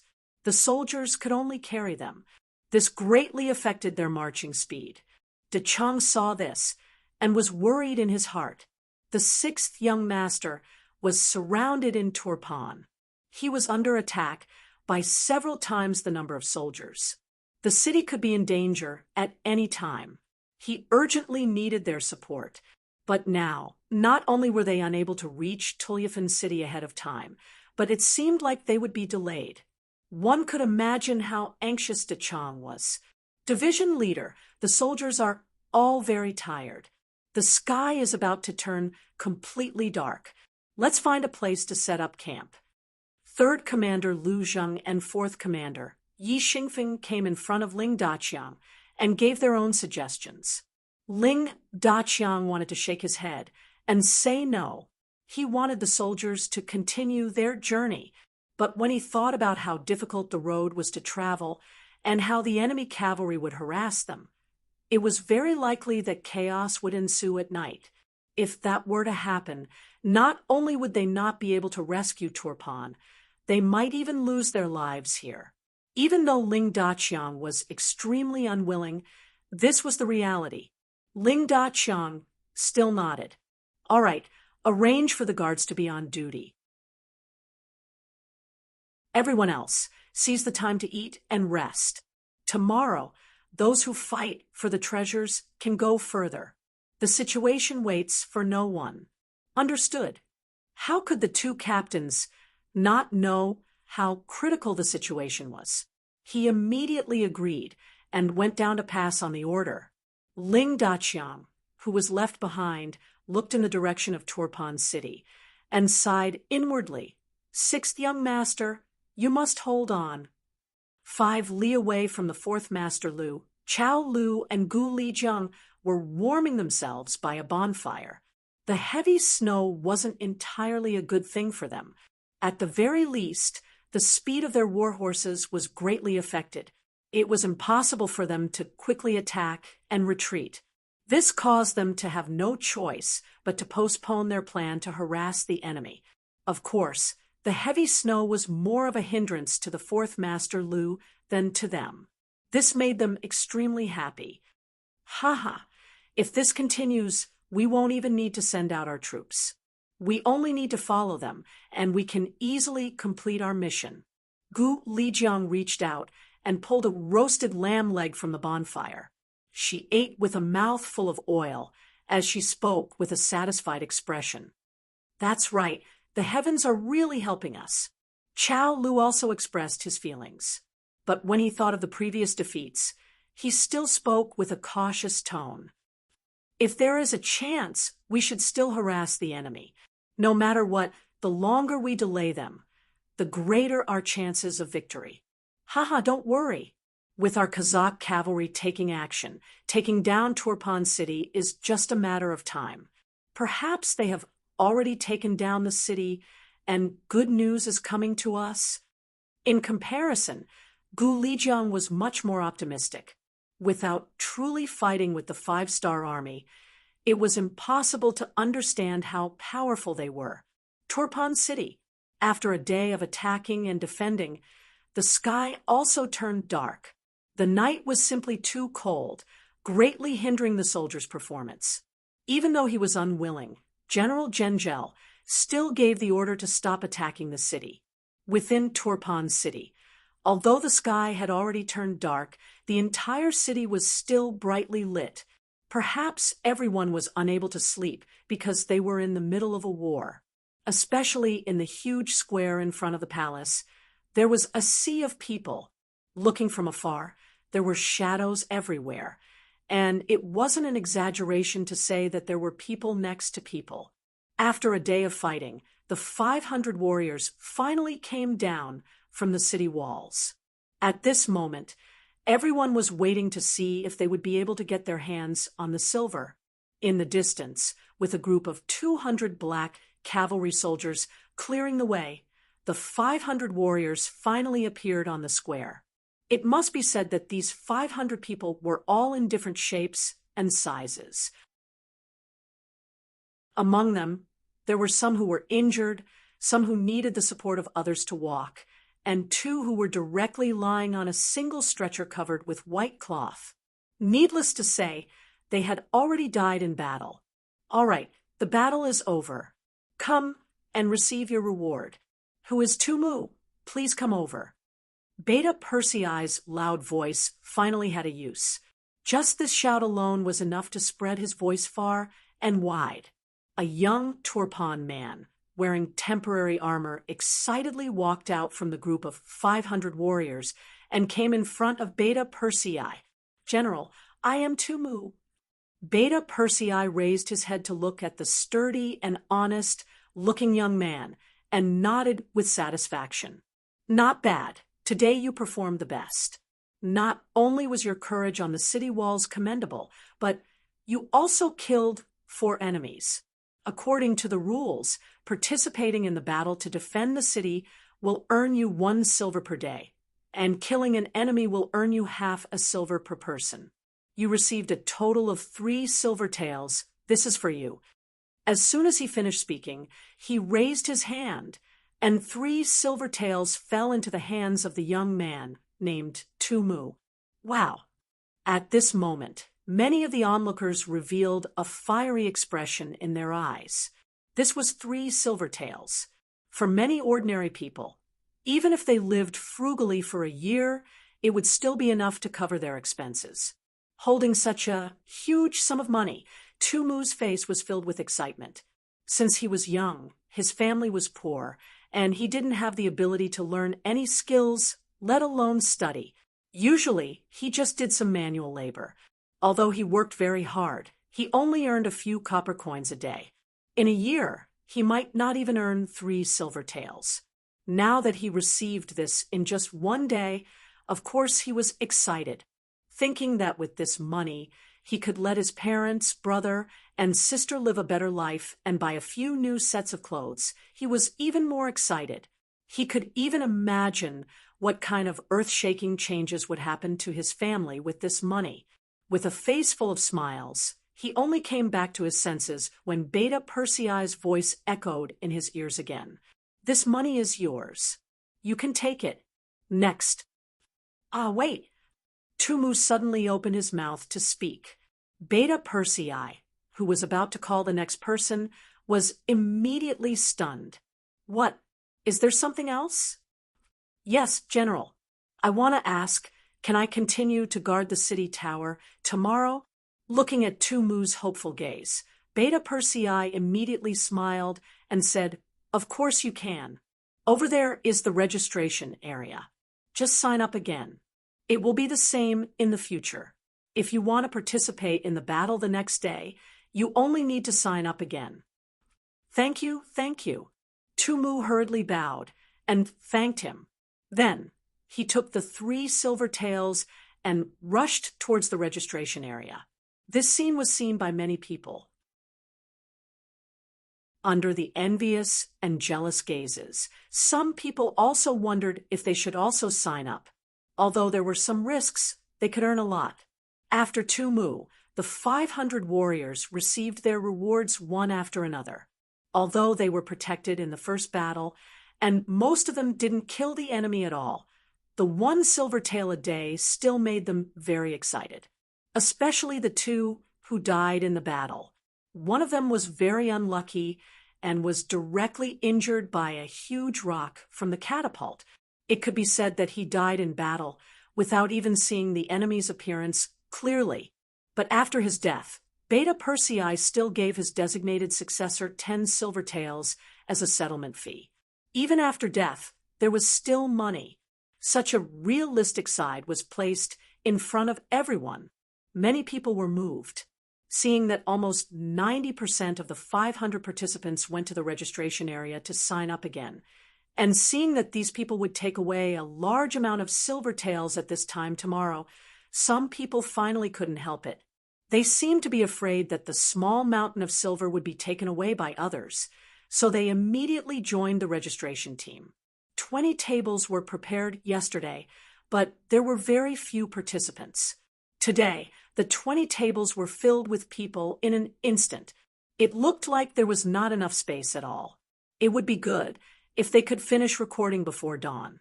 Beta Persei immediately made a decision.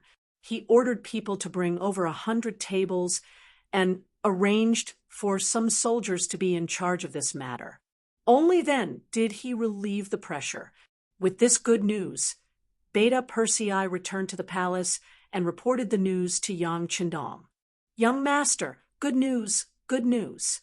The number of people who signed up for the battle today is about 10 times more than yesterday. It looks like there are about 5,000 people." "Is that so?" When he heard this news, Yang Chendong was not surprised at all. This was originally within his expectations. Human nature was like this.